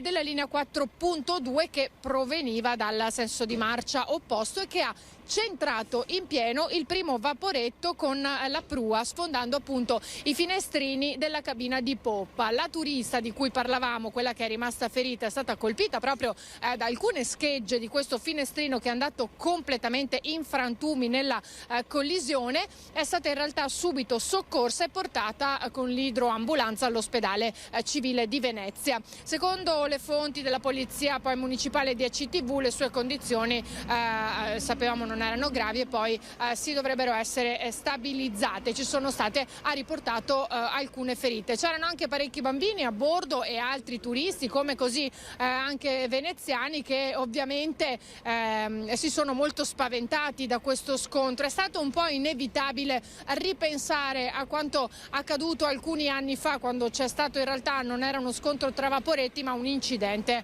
in cui ha perso la vita un turista tedesco, il professor Vogel, che appunto si trovava su una gondola, e c'è stato questo urto col vaporetto. E quando succedono queste cose in laguna purtroppo c'è sempre più apprensione, c'è sempre più paura, molta di più oserei dire di quando può succedere un incidente sulle nostre strade. Per cui ovviamente l'allarme e l'allerta è stata subito altissima quel pomeriggio. Infatti qualcuno ha parlato già di un incidente annunciato, l'hanno proprio denunciato i residenti e anche molti piloti di ACTV, che chiedono l'intervento proprio dei vigili urbani per una regolarizzazione del traffico, soprattutto nella zona di Canareggio, in questo tratto acqueo, dicono, che collega la parte nord della laguna proprio con il Canal Grande. È diventato insostenibile, hanno detto in molti di loro. Quindi vedremo anche in base a quanto emerso dal confronto, dalla riunione di questa mattina tra i vertici di ACTV, la capitaneria di porto, nella Smart Control Room di Venezia, se si deciderà qualcosa anche in tal senso, ovvero di aumentare i controlli proprio in quella zona. Queste sono le novità per quanto riguarda l'incidente avvenuto, questo scontro tra vaporetti, venerdì pomeriggio. Se non ci sono altre domande, io qui da Venezia restituisco la linea allo studio. Grazie Ilaria Marchiori. Marchiori, e buon lavoro, ci sentiremo poi questa sera per tutti gli aggiornamenti anche su questo fatto di cronaca, su tutte le altre notizie dalla redazione veneziana. Grazie Ilaria Marchiori. Vi faccio rivedere velocemente il sondaggio che abbiamo presentato pochi minuti fa. Questo è il quesito al quale vi chiediamo di rispondere: guerra in Ucraina, giusto inviare le armi? Se la vostra risposta è sì, il numero è lo 0422 16 26 691, 0422 16 26 690. Se la vostra risposta è no, l'esito questa sera nel corso di Ring a partire dalle 21:15, vi ricordo, la chiamata è gratuita. E adesso torniamo con l'ospite qui in studio, Antonio Danesin, presidente della comunità carrozzieri Confartigianato Treviso. Abbiamo parlato di incidenti in laguna, ci sono purtroppo incidenti più o meno gravi anche sulle nostre strade, anche perché abbiamo parlato in provincia di Treviso di un parco veicoli di 700.000 mezzi, insomma, quindi importante. E quante sono più o meno le carrozzerie? Insomma, qualche altro dato per inquadrare poi il tema che andiamo ad approfondire, Danesin. In provincia di Treviso noi abbiamo circa 400 aziende che hanno come attività primaria l'attività di carrozzeria. L'80% circa sono aziende artigiane, quindi piccoline. La media addetti per azienda è di 3,2, quindi aziende strutturate. Anche a conduzione familiare in certi casi. Ma sicuramente sì. Quindi noi abbiamo promosso, come lei ha fatto vedere, abbiamo promosso questo convegno perché come sappiamo le compagnie, essendo grandi e forti, sono sempre in TV, e qualche volta ovviamente come aziende non abbiamo niente da dire, perché anche loro cercano ovviamente di guadagnare il più che possono, però noi riteniamo che un po' di giustizia deve essere fatta, nel senso che fare del terrorismo nel momento in cui una persona subisce un sinistro, che già di per sé il sinistro diventa un problema perché crea fastidi, crea disagi, quindi andare a fare pure del terrorismo obbligando queste persone a non andare dal proprio carrozziere di fiducia ci sembra poco leale. Quindi noi abbiamo proposto questo convegno per i nostri colleghi, visto che nelle 400 carrozzerie della provincia di Treviso che dicevamo, Confartigianato ne rappresenta circa 150, uno più uno meno.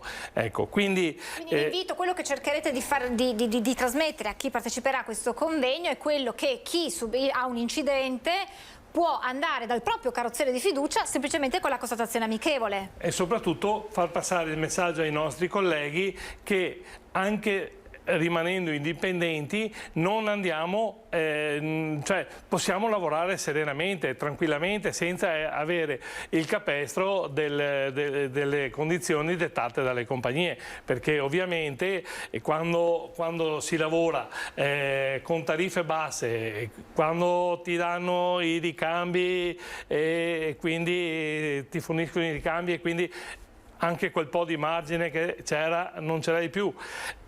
I costi non serve che lo ricordi io oggi come sono andati, e quindi credo sia importante che anche per le nostre aziende sappiano che hanno l'opportunità tranquillamente di lavorare onestamente a casa loro, senza che avere nessuna spada di Damocle sul capo che li condiziona con tariffe e quant'altro. Poi per quanto riguarda l'altra campagna che abbiamo promosso, questa invece è proprio a favore di informare i nostri clienti, i nostri automobilisti, che ovviamente possono serenamente rivolgersi al loro carrozziere di fiducia, il quale sbrigherà tranquillamente tutto da solo, senza passare in agenzia, perché poi purtroppo abbiamo visto che tutti dovremmo fare il nostro lavoro, ma in realtà non è così, perché c'è sempre qualcuno che cerca di... E quindi quando il più delle volte volte quando l'assicurato porta il CAI, la constatazione amichevole, in compagnia, si cerca sempre di fare del terrorismo dicendo devi andare su quella compagnia. Terrorismo forse un po' troppo come termine. Di questi tempi. Sì, esatto. Forse. Comunque insomma si cerca, la compagnia assicurativa cerca insomma di dire vai lì perché magari insomma vai ai tempi più brevi eccetera. Chiaramente poi ognuno facendo il proprio lavoro cerca di tirare l'acqua al proprio mulino. Chiaramente lei, come lei mi diceva prima della pubblicità, diceva noi siamo anche piccole realtà e i numeri lo dicono, e quindi cerchiamo di salvaguardarci perché anche noi abbiamo bisogno insomma di sopravvivere, di andare avanti. Già a causa Covid, costi delle materie prime, poi andremo anche a capire un po' quella che è la situazione per voi. Anche a causa Covid, che abbiamo avuto una diminuzione dei sinistri. Noi non siamo a pregare perché i sinistri accadano, però sappiamo che se i veicoli circolano è naturale che prima o poi succeda qualcosa. Quindi un calo di sinistri circa un 60%, lei capisce che noi ci troviamo un po' in difficoltà. Con questi 2 anni di pandemia, e questo lo voglio dire ai nostri colleghi, non siamo spariti, ma anche un convegno del genere, averlo fatto via web, via webinar, non avrebbe avuto la stessa efficacia, lo stesso impatto che può avere questo in presenza con persone di un certo livello. Diciamo che sono 3 filetti, è un ex dirigente ANIA che quindi, per quanto riguarda l'indennizzo diretto, per quanto riguarda altri argomenti come le linee guida, che sono delle proposte fatte da Confartigianato in collaborazione con l'ANIA, sono tutte cose che verranno spiegate il giorno al Maggior Consiglio, al convegno, insomma. Volevo collegarmi a quello che lei diceva, 2 anni di pandemia e quindi chiaramente anche semplicemente veicoli fermi in garage, parcheggio, non servono incidenti importanti, ma anche semplicemente una manovra sbagliata, però eravamo tutti a casa, le macchine erano ferme, quindi chiaramente anche per voi è stato difficile lavorare. Qual è lo stato di salute anche alla luce di quelli che sono gli aspetti con i quali dobbiamo fare i conti oggi, quindi i vari rincari, energia, materie prime, perché sappiamo che anche le materie prime, i mezzi, quelli che sono i pezzi di ricambio spesso non arrivano, e quindi non è una situazione facile, nonostante ora la pandemia ce la stiamo pian piano lasciando alle spalle. Sì, il problema è appunto anche questo, perché il lavoro, noi siamo sempre rimasti aperti, al contrario magari di altre attività, di altri codici Ateco che hanno dovuto chiudere, però siamo rimasti aperti certamente, però alla fine della fiera, come ha detto benissimo lei, se le auto non corrono, lei capisce che le nostre officine sistemavano magari i lavori che erano fermi da anni o cose del genere. Ecco, per quanto riguarda il discorso che stiamo affrontando adesso, oltre al caro energia, che ripeto è inutile che elenchi io perché abbiamo colleghi e vediamo nella nostra azienda rincari dell'energia circa del 100%, e quindi lei capisce che lavorare con le tariffe di qualche anno fa non è più possibile rimanere in piedi. Anche perché parliamo sempre di realtà, ve lo ripetiamo, che hanno in media, come ha detto, un 3,2 aziende familiari, e quindi insomma realtà piccole che quindi devono insomma in qualche modo far fronte con un rincaro del 100%, che non si può tradurre però poi in un aumento dei prezzi sul lavoro finito. No, perché già i soldi sappiamo che non ne girano tanti, perché lo stesso problema dell'energia ce l'hanno anche le famiglie, quindi andare a caricare costi, cioè uno se deve scegliere dar da mangiare o mandare a scuola i figli o riparare l'auto, possiamo ben capire cosa farebbe, quindi non è assolutamente un buon momento.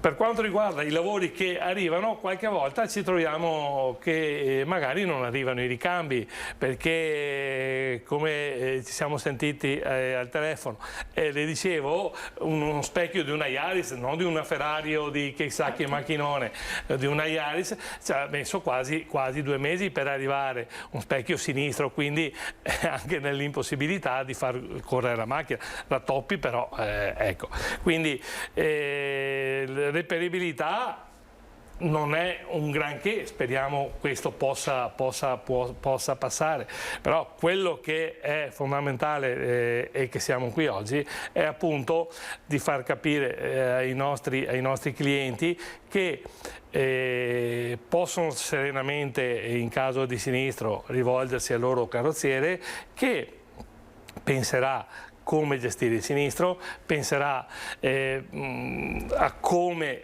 consigliarlo nel meglio, anche perché alla fine della fiera noi diciamo se tu vai dove ti fidi, dal tuo carrozziere, sei tu il cliente di questa persona, mentre quando vai da uno dove ti mandano non sei più tu il cliente, ma è il cliente della compagnia. C'è anche un rapporto diverso in qualche modo. Quindi un rapporto diverso. Ecco, nel nostro caso dicono che hanno fatto, nel caso che hanno introdotto questo sistema per combattere le truffe, ma possiamo dire che le truffe si combattono lavorando più alla luce del sole che in certi modi, perché nel momento in cui tu liquidi i sinistri solo nel momento in cui c'è un corrispettivo, una fattura, ecco che se invece tendono a liquidare, a andare a vedere il mezzo a casa del cliente, cercano di dare qualcosa così e poi alla fine della fiera succedono cose che non dovrebbero succedere. Ecco. Riagganciandomi a quello che lei diceva, questi aumenti del 100%, come si fa fronte se non si possono aumentare poi i prezzi del lavoro che viene fatto dai carrozzieri? Come riuscite a sopravvivere? Nel caso nostro siamo due soci, quindi tante volte se c'è la possibilità di portare a casa uno stipendio si porta a casa, altrimenti si spera di portarlo a casa il mese dopo, perché a 60 anni cambiare tipo di vita e andare da altre parti non è sicuramente facile. E se si ha quelle aziende che invece hanno dei dipendenti a cui bisogna pagare lo stipendio? Quelle francamente ci domandiamo anche come fa qualcuno, perché effettivamente lavorare a certe tariffe come devono fare i fiduciari ci vengono un sacco di pensieri, perché io la mia carrozzeria l'abbiamo fondata il 15 ottobre dell'81, quindi ne abbiamo vista passare di acqua sotto i ponti, quindi lei capisce che quando si vedono cose strane non si possono dire in TV, però si capiscono da soli, insomma, ecco, questo. Speriamo davvero che la situazione migliori per tutti quanti. Allora, l'appuntamento è il 7 maggio dalle 15 alle 17 al Maggior Consiglio di Treviso per conoscere un po' di più di questo tema. Io ringrazio davvero tantissimo Antonio Danesin, Presidente della Comunità Carrozzieri Confartigianato Treviso, grazie per essere stato con noi e naturalmente buon lavoro e speriamo ci siano tempi migliori per tutti. Per la fantastica opportunità. Grazie a lei. Buona giornata. Noi andiamo avanti con il nostro telegiornale e vediamo quelle che sono state le parole della vicepresidente della Regione Veneto, nonché assessore ai trasporti Elisa De Berti, che vuole chiudere al più presto la partita di Veneto Strade, l'azienda regionale che qualche giorno fa ha un nuovo consiglio di amministrazione. Ma l'obiettivo è quello di far sì che i 1800 chilometri, al di là di chi pagherà le manutenzioni dei 700 chilometri riclassificati, rimanga comunque in capo a Veneto Strade. Così il vicepresidente del Veneto, nonché assessore regionale ai trasporti, sulla partita ANAS e Veneto Strade. Questione molto tecnica e che in sintesi riguarda la competenza della manutenzione di una parte dei 1800 km del patrimonio stradale gestito per conto della regione da Veneto Strade. Nell'operazione ANAS dovrebbe entrare in Veneto Strade con un 20% di quote per un valore di 1,6 milioni di euro e in ballo ci sono anche i costi dei lavori e delle progettazioni che Veneto Strade si sta accollando per quelle vie che, tornando a statali, passeranno ad ANAS. Il blocco, diciamo, all'attuazione concreta di questo progetto è dovuta alla natura di ANAS, che non è ancora chiara causa la sua entrata nel gruppo Ferrovie dello Stato, però con il nuovo amministratore delegato, l'ingegner Isi, abbiamo fatto una riunione un paio di mesi fa e abbiamo condiviso la necessità di chiudere il cerchio per poter anche dare attuazione al passaggio della viabilità formalmente ad ANAS. L'auspicio è che si possa arrivare a un punto entro quando? Allora, ecco, è un auspicio, una speranza e ormai ne parliamo da tanti anni, ma spero che entro l'estate si chiuda. E per quanto riguarda poi invece le grandi navi, i comitati ambientalisti hanno annunciato una nuova manifestazione alle Zattere a Venezia per il 28 maggio. Si riaccende la battaglia sul passaggio delle grandi navi da crociera a Venezia. Dal 1 agosto 2021 il governo ha vietato il passaggio attraverso il canale della Giudecca fino al bacino di San Marco, ma la città e il suo fragile ecosistema non si esauriscono in questi due luoghi, sostengono i comitati No Grandi Navi e Ambiente Venezia. Una prima barcheggiata, come è stato ribattezzato il corteo acqueo partito oggi da San Trovaso, rappresenta solo l'aperitivo di una nuova manifestazione annunciata per il 28 maggio alle Zattere. La sentenza recente del TAR dà ragione a chi diceva no a Marghera e dà ragione a chi dice no alla folle idea di scavare il canale Vittorio Emanuele. Qui a Marghera le grandi navi non ci devono rimanere, non ci devono attraccare, le grandi navi devono rimanere fuori dalla laguna, è l'unica soluzione possibile per il bene di questa laguna e di questa città. L'impatto delle grandi navi è diffuso e sarebbe destinato a portare ulteriori conseguenze negative, sostengono le associazioni, se si rimettesse nuovamente mano al delicato equilibrio della laguna, come ad esempio con lo scavo del canale Vittorio Emanuele. Una vicenda, quella delle grandi navi a Venezia, resa ancora più intricata dalla recente sentenza del TAR che rimette in discussione il cosiddetto concorso di idee per la soluzione di approdi definitivi della croceristica. Da oggi anche le bottiglie di plastica saranno certificate con una sorta di classe di merito nel rispetto dell'ambiente. Una nuova etichetta per comunicare la sostenibilità ambientale di bevande e bottiglie. L'obiettivo: sensibilizzare i consumatori al recupero del PET, il materiale riciclabile al 100%. Un modo per dire al consumatore che quella bottiglia ha una parte riciclabile molto elevata. Io l'ho soprannominato il progetto WS, sano dentro e sostenibile fuori. Progetto a disposizione delle aziende di tutta Italia, realizzato con il contributo di Confindustria Venezia, che ha presentato nelle scorse ore. Con la classe ambientale della bottiglia contraddistinta da un diverso colore, con quello verde scuro etichettato dalla lettera A e verde chiaro dalla lettera B, rispondenti ai maggiori criteri di qualità, al fine di favorire una immediata comprensione del dato che si traduce nella percezione di maggiore trasparenza e quindi di fiducia. Un progetto di squadra, un progetto che vuole dare delle indicazioni chiare al consumatore sulla qualità del prodotto, della bottiglia, presso di quanto è riciclato, attraverso una cosa fotografica, semplice, come si fa nei elettrodomestici, la classe A, B, C, D con i colori. La Regione boccia il piano assunzioni presentato dall'ULSS 6 Eugania per superamento dei tetti di spesa. Insorge la CISL di Padova che dice così si penalizzano i cittadini. L'ULSS 6 progetta l'assunzione di 431 nuovi dipendenti tra OSS e infermieri nei prossimi 3 anni, ma la Regione boccia questo piano per superamento dei tetti di spesa. Anzi, chiede una riduzione dei costi del personale dell'ULSS padovana, l'unica a ricevere questa richiesta da Venezia, di oltre 70 milioni e mezzo nel triennio 22-24. Lo scambio di lettere tra ULSS 6 e Regione è stato analizzato dalla CISL, che ha tirato le conclusioni su questa contraddizione e fatto qualche proposta. Per sollecitare la Regione rispetto a quelli che sono i sacrosanti diritti dei cittadini padovani, quelli di avere un piano stabile e delle assunzioni e poi una spesa non tanto legata soltanto ai sacrosanti vincoli di spesa, ma anche ai reali fabbisogni dei cittadini padovani. Noi chiediamo sicuramente la sostituzione tempestiva del turnover. Oggi viviamo dei tempi tra le cessazioni e le assunzioni che sono biblici. Alla luce di questi dati, cioè la carenza di personale è ormai disumana. L'ospedale di Cittadella paga il dazio da oltre 1 anno e mezzo, mezza ortopedia chiusa. Abbiamo il territorio che è in grossissimo affanno, mancano circa 10 persone solo nel distretto di Campo San Piero e Cittadella e significa non dare servizi ai nostri cittadini. Il Covid Hospital di Schiavonia non è chiuso, Abbiamo ancora 40 posti letto occupati, manca personale infermieristico, mancano operatori sociosanitari, mancano infermieri, manca OS, ma ne mancano molti, tant'è che l'azienda ha esternalizzato il punto di primo intervento di Conselve e ha anche la proposta di esternalizzare il servizio trasporti dell'ospedale. Bollette per asporto rifiuti alle stelle, monta la rivolta dei cittadini di Due Ville in provincia di Vicenza.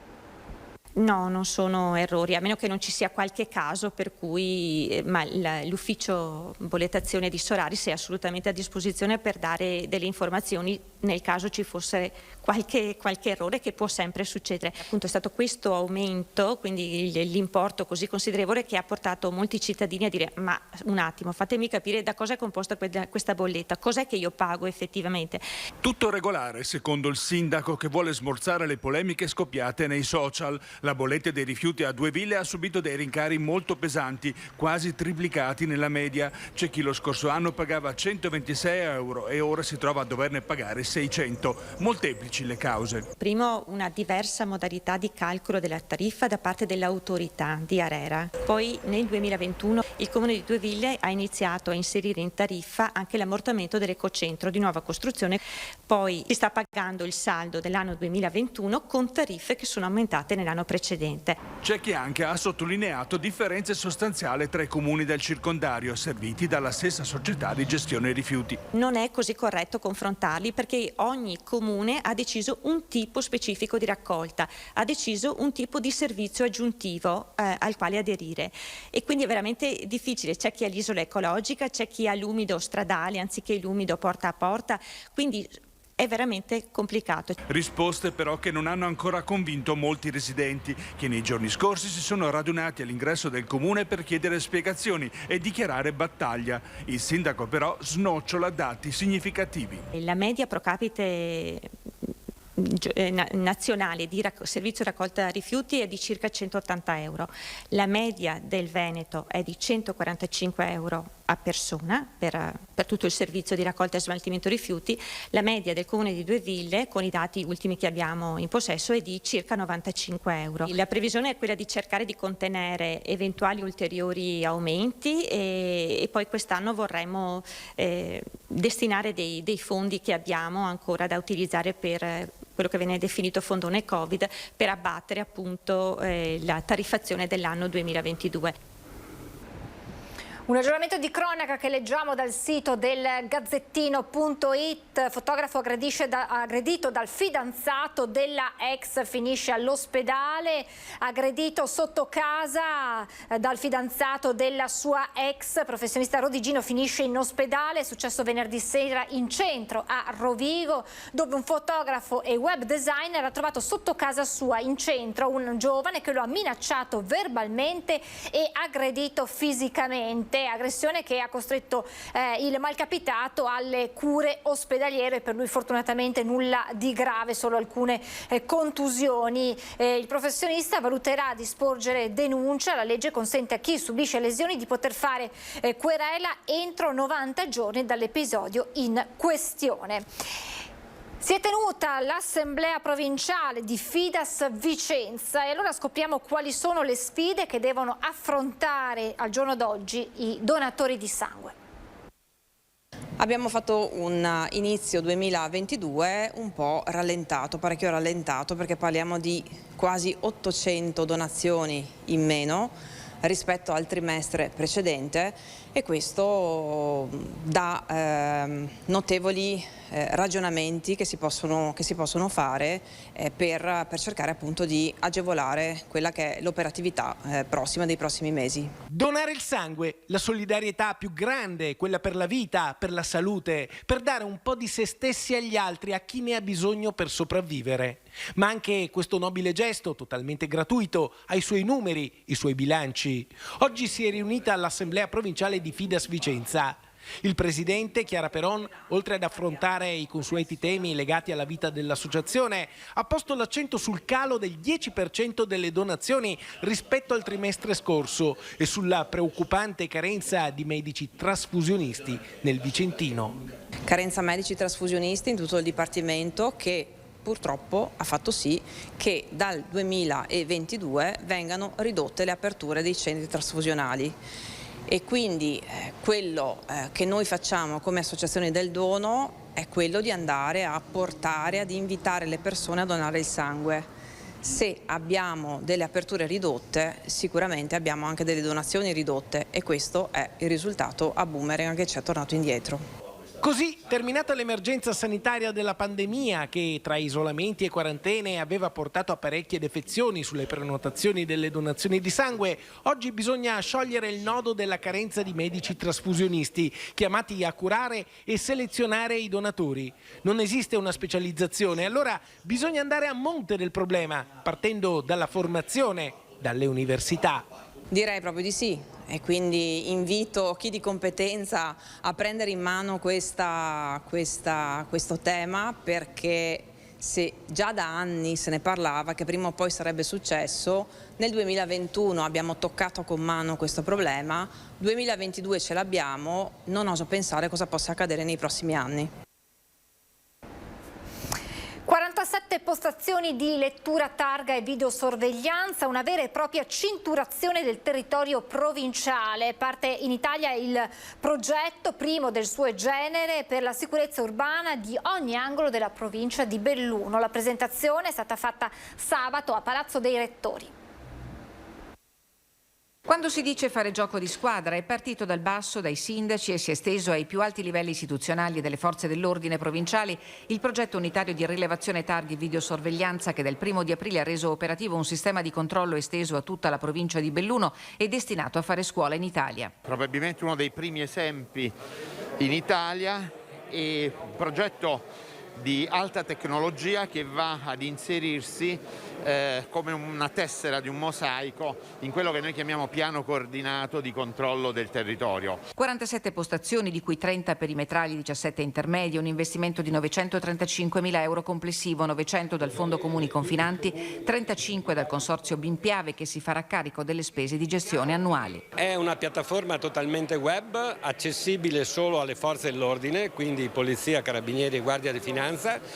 Ciascun operatore ha una sua password personale, può accedere, può fare una selezione per singolo varco e quindi vedere tutte le auto che passano nel varco X o Y, oppure può fare una ricerca per targa. Un progetto di prevenzione e gestione della sicurezza ai massimi livelli, con un prossimo salto di qualità. Il secondo passaggio è l'integrazione con l'SNCC di Napoli, che a sua volta acquisisce questi dati e li allinea con tutte quelle situazioni, diciamo, di auto rubate, di auto non a norme, di auto che sono state oggetto di eventi particolari, e quindi questo è il salto di qualità. A questo scopo il prossimo 20 maggio saranno stanziati ulteriori 500.000 euro, utili anche per il potenziamento delle postazioni intermedie di controllo di un territorio proiettato agli anni impegnativi che lo separano dall'evento olimpico. È una cinturazione elettronica del nostro territorio, e tutte le auto che entreranno e saranno in transito potranno essere visualizzate con specifici alert. Certo, servirà a potenziare gli organici delle forze dell'ordine, l'auspicio del presidente del Fondo dei Comuni di Confine, impegnato anche sul fronte del sostegno alle amministrazioni per realizzare le progettazioni in corso, che rischiano di restare azzoppate dagli aumenti dei prezzi delle materie prime. Le donne in nero della Riviera del Brenta si sono nuovamente riunite, questa volta per dire no alla guerra e no alle armi. Veglia silenziosa delle donne in nero del Miranese della Riviera del Brenta, con cartelli davanti al monumento al partigiano in piazza Martiri della Libertà a Milano. Dopo anni di silenzio, il gruppo ha deciso di riunirsi per manifestare pacificamente contro la guerra. È un movimento di vecchia data questo qui, che dopo una ventina d'anni si è riconvocato di fronte al dilagare dei conflitti nel mondo, e purtroppo nel corso dell'anno passato, dalla prima convocazione a quella di oggi, ne abbiamo visti di tutti i colori, e gli episodi principali per cui ci siamo mobilitate nei mesi scorsi erano stati ovviamente il conflitto in Palestina e poi quello in Afghanistan, che si erano riacutizzati, o per meglio dire si erano riacutizzati nei media e nelle informazioni.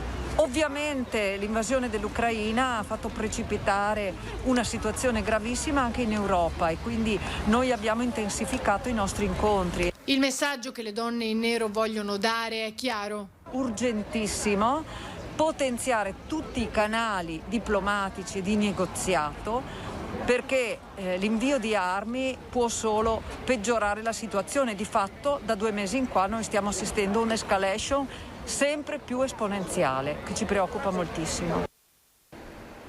Restiamo a Venezia con la storia di quella capanna realizzata al Lido di Venezia e la denuncia penale nei confronti del pensionato che ha realizzato questo spazio per far giocare i bambini. Ora scendono in piazza i cittadini con una raccolta firme per chiedere che la capanna possa essere mantenuta e soprattutto per dimostrare solidarietà a chi l'ha realizzata. Una petizione popolare con una raccolta di firme per chiedere che quella capanna in legno artigianale rimovibile, allestita ai Murazzi in località Cabianca al Lido di Venezia, possa essere mantenuta in piedi con una deroga, almeno fino alla fine dell'estate. Dopo il racconto dell'80enne pensionato ridense Attilio Busetto con il figlio Alessandro, scendono in piazza i cittadini. Rende bello il paesaggio ed è utile ai bambini perché i bambini giocano, socializzano, alle mamme che sono sicure. È una cosa utile, bella e così, e non posso testimoniare niente di negativo. Io so che all'inizio, da anni, c'era nello stesso posto una capanna fatta con generosità, altrettanta generosità da una persona qua del Lido. Adesso era disastrata perché non viene più, o sta poco bene, non lo so, non viene più. Quindi era pericolosa, disastrata. È arrivato questo qua e l'ha messa a posto. Io sono venuta immediatamente, ho tutta la documentazione delle foto. Gli autori sono molto preoccupati e tengono però a ringraziare tutti per la grande solidarietà che hanno ricevuto, anche in modo inaspettato, dalla popolazione. Ora parte la petizione. Circa 2000 messaggi in Facebook, molta solidarietà e a tutti gli è piaciuta e hanno visto i passaggi dalla distruzione e dalla modifica dell'altra. È preoccupato adesso per questo verbale? Sì, sono preoccupato perché io vorrei buttarla giù e che non ci siano delle conseguenze per un atto ingenuo che ho fatto. È venuto lui con 3 vigili con le pistole a fermarmi, io mi sono fermato e dico ma guardate queste sciocchezze, le ho detto, c'è tutto il mondo che va a rotoli, io cerco di aiutare sta signora a vedere il mare e voi mi impedite. È così. Io non sono più andato al comune perché è 40 anni che ho lavorato lì. Il questore della provincia di Treviso ha emesso 2 provvedimenti di divieto di accesso ai pubblici esercizi per la durata di 2 anni, secondo quanto previsto dal cosiddetto decreto Willy, a carico di 2 cittadini macedoni di circa 40 anni. I 2 in una serata dello scorso mese di febbraio avevano aggredito un cliente in un bar di Valdobbiadene, causandogli gravi lesioni al volto. Per questo episodio i 2, uno dei quali anche con numerosi precedenti penali e di polizia proprio per fatti simili commessi in passato, erano stati prima identificati e poi deferiti all'autorità giudiziaria dai carabinieri di Valdobbiadene. Da inizio anno sono già 22 provvedimenti di divieto di accesso ai pubblici esercizi che il questore della provincia di Treviso ha adottato per episodi di violenza che si sono verificati all'interno dei locali pubblici. Adesso vado a salutare e a dare il buongiorno a Adriano Bordignon, presidente Ebicom. Ben ritrovato, presidente, buongiorno. Buongiorno a lei e buongiorno a tutti quelli che stanno ascoltando. Allora, ritorniamo a quello che è il tema affrontato prima anche con Massimiliano Paglini, ovvero festa del lavoro, situazione dei lavoratori, ma concentrandoci con lei sul settore terziario, soprattutto per quanto riguarda i giovani e le donne. Arrivano dati incoraggianti, positivi per queste 2 categorie di lavoratori. Ci dica lei che dati avete reso noto qualche giorno fa. Sì, tramite il nostro centro studi cerchiamo di affrontare lo sviluppo del sistema lavoristico e del sistema economico trevigiano nel corso dei mesi. Ogni trimestre redigiamo e rendiamo pubblico un rapporto appunto trimestrale sull'andamento del lavoro e dell'economia nel nostro territorio, e in particolare il focus è sul settore del terziario, del turismo, dei servizi, che rappresenta nella nostra provincia 6 lavoratori su 10, quindi il comparto di gran lunga più significativo in termini di volumi di persone coinvolte. Il nostro studio ci permette rapidamente di avere dei riscontri di andamento e di farci leggere delle prospettive. Abbiamo avuto un anno, il 2021, che è stato un anno che ha ripreso in modo significativo il gap che avevamo perso nel corso del 2020 e abbiamo avuto un aumento di imprese di circa 510 unità nel nostro settore, un più 1% circa. E questo aumento è stato soprattutto nel comparto dei servizi e in particolare nel comparto dei servizi alle imprese e soprattutto attività di consulenza e di supporto alle imprese. Questo rappresenta un settore terziario dei servizi sempre più in maggiore crescita che ha saputo rispondere alla crisi grave che ci ha colpito nel 2020. Gli altri 2 settori di nostro riferimento, quello del turismo e quello del commercio, hanno avuto alterne vicende. Il turismo, sappiamo, è stato nel 2020 uno dei settori maggiormente colpiti e la coda c'è stata anche nel 2021 con le diverse chiusure che si sono susseguite. Però c'è stata una risposta, c'è stata una capacità di rispondere, un aumento che è stato di circa l'1,1% con 78 unità in più produttive nel nostro territorio. Chi ha sofferto di più è stato il settore del commercio, ma all'interno di questo alcuni settori ambiti hanno tenuto maggiormente, mentre altri, il settore del moda fashion, il settore dell'arredo casa, sono quelli che sono stati colpiti più duramente. Questo è ciò che emerge soprattutto in termini generali sullo sviluppo del 2021. E qui poi si aprono gli aspetti proprio legati agli under 30. Iniziamo da loro perché appunto i dati sono positivi, nel senso che aumentano coloro che hanno dei contratti, quindi coloro che entrano nel mondo del lavoro. Sì, indubbiamente abbiamo registrato nel corso dell'anno un aumento dei contratti di lavoro importante, un numero significativo. Abbiamo avuto più 6.500 dipendenti che sono stati soprattutto con un tipo di contrattualistica che si caratterizza per la temporaneità, un contratto a tempo determinato, che però non è da vedersi in modo negativo perché sempre più si sta trasformando come un sentiero di accesso, di ingresso a un lavoro più stabile e più duraturo. Sono stati significativi anche gli incrementi del lavoro a tempo indeterminato e del lavoro somministrato. Questo aumento significativo, positivo dei nuovi lavoratori nella nostra provincia ha 2 soggetti, 2 player che noi ritenevamo essere maggiormente in difficoltà nell'ultimo periodo, ma che hanno dato dei segnali positivi. Giovani e donne hanno avuto un trend positivo all'interno di questa crescita e indubbiamente bisogna segnalare che per quanto riguarda le donne è un reflusso, una onda che va un po' a pareggiare quanto avevano sofferto le donne in termini di occupazione nel corso del 2020. C'è stato quindi un recupero in questo senso. Dall'altro lato anche il lavoro giovanile è cresciuto in modo significativo e questo insomma ci fa ben sperare, anche se restano 2 dei settori che noi attenzioniamo maggiormente perché riteniamo che siano i più fragili ma anche i più strategici per il benessere sia delle persone ma che delle comunità.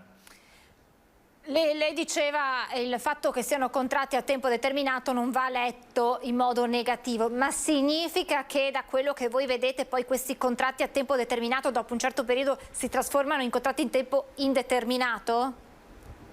Sì, l'esperienza e i dati raccolti dal nostro centro studi negli ultimi anni ci raccontano di un tempo determinato che tanto spesso è un'anticamera al lavoro a tempo indeterminato, laddove è possibile e laddove c'è il desiderio di entrambe le parti.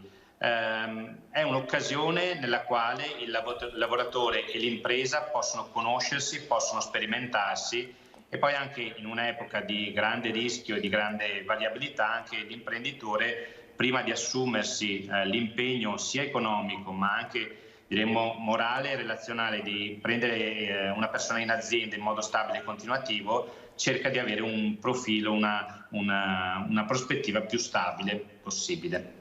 Questo 44,2% di contratti part-time per le donne, che lettura va data? Positiva o negativa? Cioè sono le donne, mi spiego meglio, sono le donne che chiedono contratti part-time anche per far coincidere gli impegni lavorativi e quelli familiari, o sono le aziende che propongono questi part-time alle lavoratrici femminili? Cioè che lettura dobbiamo dare? Indubbiamente lei pone una questione significativa, perché è una lettura che ci fa vedere una realtà in chiaroscuro. Indubbiamente oggi abbiamo ancora un tema del lavoro femminile che soffre in modo significativo delle possibilità e delle opportunità di armonizzare i tempi di lavoro e i tempi di famiglia. Quindi indubbiamente il grande lavoro di cura domestica che ancora abbiamo nelle famiglie verso i minori, verso gli anziani, verso i disabili, è ancora nella realtà dei fatti a grande appannaggio femminile, tant'è che il grande lavoro che si sta facendo sia a livello nazionale sia a livello territoriale è cominciare a discutere sempre di più non solo sull'armonizzazione dei tempi di lavoro e i tempi di famiglia, ma anche sulla condivisione dei tempi di cura, quindi renderli più anche ad appannaggio maschile. Dall'altro lato abbiamo che troppo spesso comunque questo part-time che vede coinvolte le donne non è un part-time scelto, ma è un part-time che viene offerto. Quindi l'approccio verso il mondo maschile e verso il mondo femminile nel contesto lavorativo soffre ancora di una disparità di opportunità e di occasioni.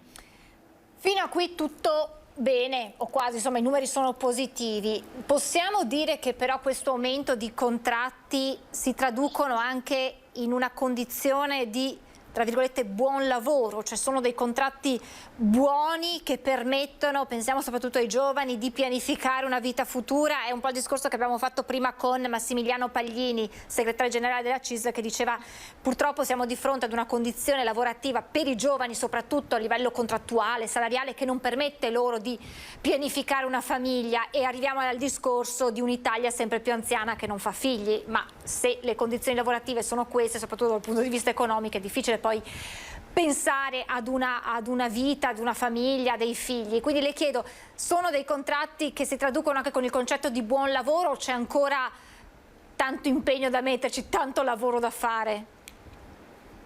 Sì, si tratta indubbiamente dei contratti che necessitano di un cambiamento e di un mondo del lavoro che sta cambiando nel corso del tempo. Indubbiamente oggi sempre più, e soprattutto in capo ai nostri giovani, il tema del lavoro non è visto solo in un'ottica di remunerazione a fronte di, scusatemi, tra virgolette, dico, una sofferenza. Il lavoro è sempre più considerato una parte fondamentale della vita e su questo, insomma, giustamente i giovani vedono il lavoro in continuità col resto delle loro relazioni, del loro vivere, del loro crescere. Ma ci troviamo infatti di fronte molto spesso a una grande complessità di incrocio tra domanda ed offerta. Nella realtà dei fatti, tutti insieme, imprenditori, lavoratori, sindacati, politica e anche amministrazione locale, dovremo rendere il nostro ecosistema sempre più attraente per i giovani e per le donne, e per fare questo dobbiamo sempre più considerare le persone nella loro integrità, di lavoratori sì, ma anche di genitori, di figli, di persone che hanno delle passioni. E su questo sappiamo che dietro ci sono degli aspetti assolutamente privati, perché qualcuno giustamente cerca una realizzazione che va oltre al lavoro, un'integrazione del proprio benessere anche in altre esperienze, ma anche degli aspetti sicuramente di bene comune, come lei citava poco fa. Il fatto di prendersi cura dei nostri fragili, dei nostri anziani, ma anche della nostra comunità attraverso il civismo, la partecipazione, il volontariato, sono dei beni che non vengono misurati, ma che sono evidenti per tutti quanti. E in termini di invecchiamento della popolazione e di denatalità ci sono degli scogli che stanno emergendo proprio per la nostra incapacità di mettere assieme gli aspetti della vita e gli aspetti del lavoro delle persone. Presidente, le chiedo se può pazientare poco più di 3 minuti, ho la pubblicità, ma poi con lei vorrei parlare di questo allarme, carenza di lavoratori, soprattutto nel settore dei bar, ristoranti, turismo. Mancano, perché mancano? Se può restare in attesa, 3 minuti e poi torniamo di nuovo con il Presidente Bordignona, tra pochissimo.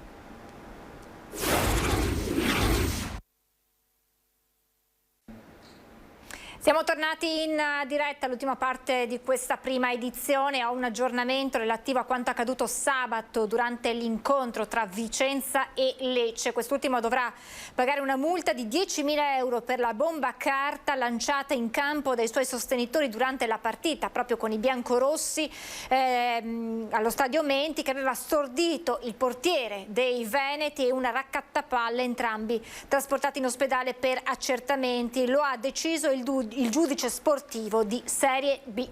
E torniamo a parlare insieme ad Adriano Bordignon, presidente Ebicom. Abbiamo fatto un focus sul mondo del lavoro e il mondo femminile all'interno del terziario. Io quello che però volevo chiederle, presidente, è quel grido d'allarme che arriva da più parti, dai ristoratori, ai bar, agli hotel, al mondo del turismo che si sta mettendo in moto per la prossima stagione estiva, che lamentano una carenza, soprattutto ai più giovani, di lavoratori.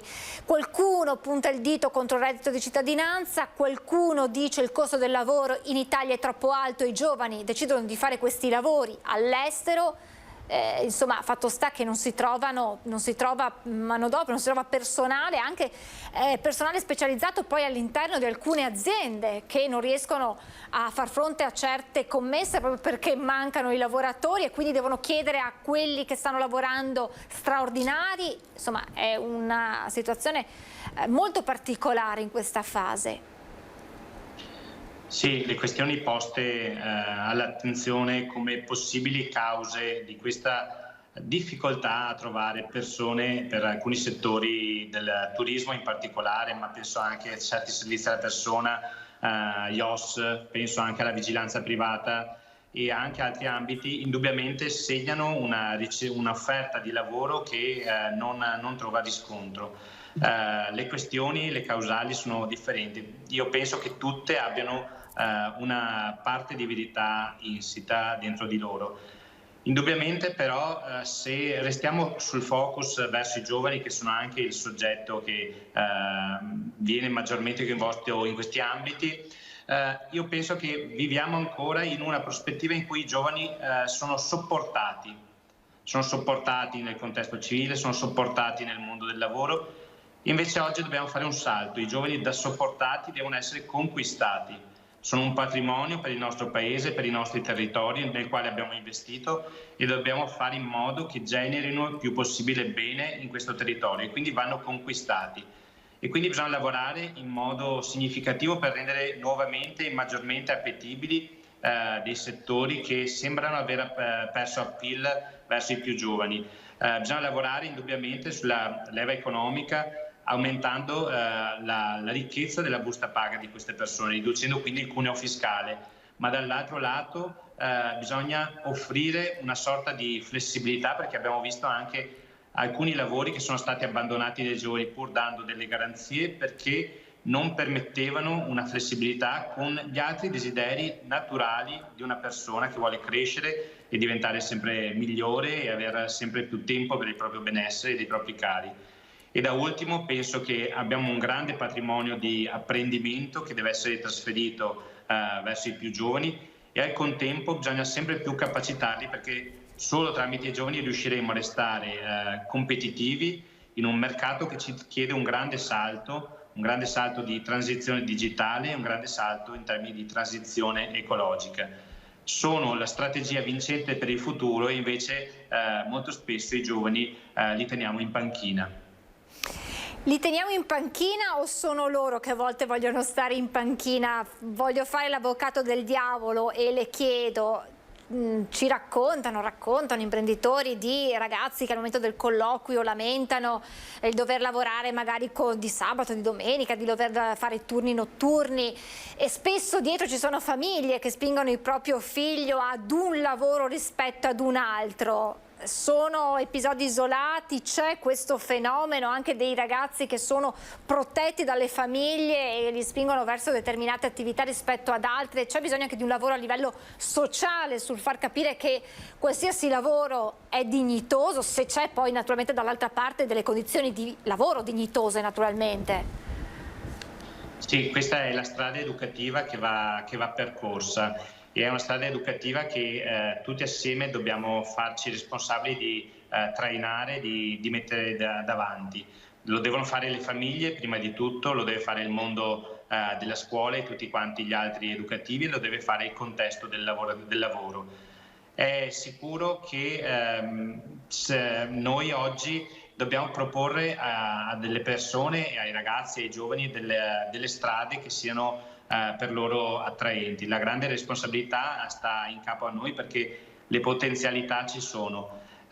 Il lavoro non è, appunto, come dicevamo prima, solo una strada per la remunerazione, ma è una strada per la realizzazione di sé e per la realizzazione di un bene comune più grande. Quindi il lavoro va fatto anche in questo ambito, e deve partire però da lontano, deve partire dall'inizio, quando una persona nasce, comincia a crescere e comincia anche a stimare tutti quanti i lavori. Quindi il tema anche della dignità di ogni lavoro deve essere portato sempre, appunto, come primo elemento nella storia e nella costruzione di una strada, perché il lavoro non è una parte di una vita, ma è anche ciò che ci caratterizza nel nostro essere persone, cittadini e appunto soggetti che possono determinare il bene della comunità. Assolutamente sì, io la ringrazio davvero tantissimo per questa analisi del mondo giovanile e femminile. Grazie ad Adriano Bordignon, presidente Ebicom, grazie davvero per essere stato con noi e buon lavoro e buona giornata. Grazie a voi, grazie a tutti. E purtroppo, a proposito di lavoro e di infortuni sul lavoro, vi diamo conto di un nuovo incidente accaduto, lo leggiamo dal sito del Gazzettino, arriva la notizia da Santa Lucia di Piave, la mano gli resta schiacciata nella pressa, grave operaio di 53 anni, mano schiacciata sotto una pressa, operaio ferito, egli trasportato a Treviso. All'indomani della festa del lavoro la Marca registra l'ennesimo incidente, è successo questa mattina verso le 11 a Santa Lucia di Piave, in una ditta specializzata nella produzione di componentistica per cucine. Questo è un incidente sul lavoro. E sempre dal Gazzettino vi leggiamo un'altra notizia che arriva fuori dal Veneto, da Pordenone, esattamente da Morsano al Tagliamento, bracciante accoltellato mentre raccoglie le barbatelle nel campo, soccorso dal datore di lavoro. Allora entriamo per leggere meglio. Un bracciante è stato ferito questa mattina, come abbiamo letto, mentre stava facendo questi lavori all'interno di una proprietà, ed è stato soccorso dal datore di lavoro. E questo è l'aggiornamento che ci arriva dalla provincia di Pordenone.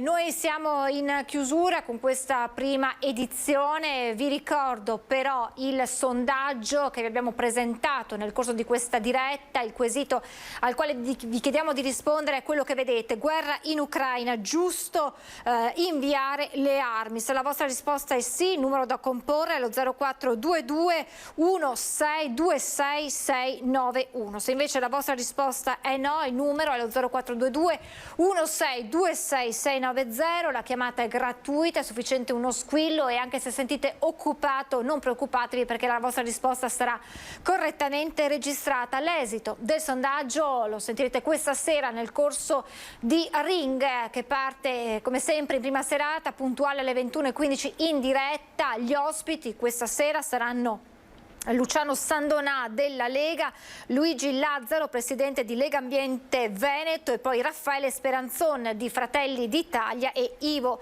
Rossi, che parlerà di Veneto e dell'autonomia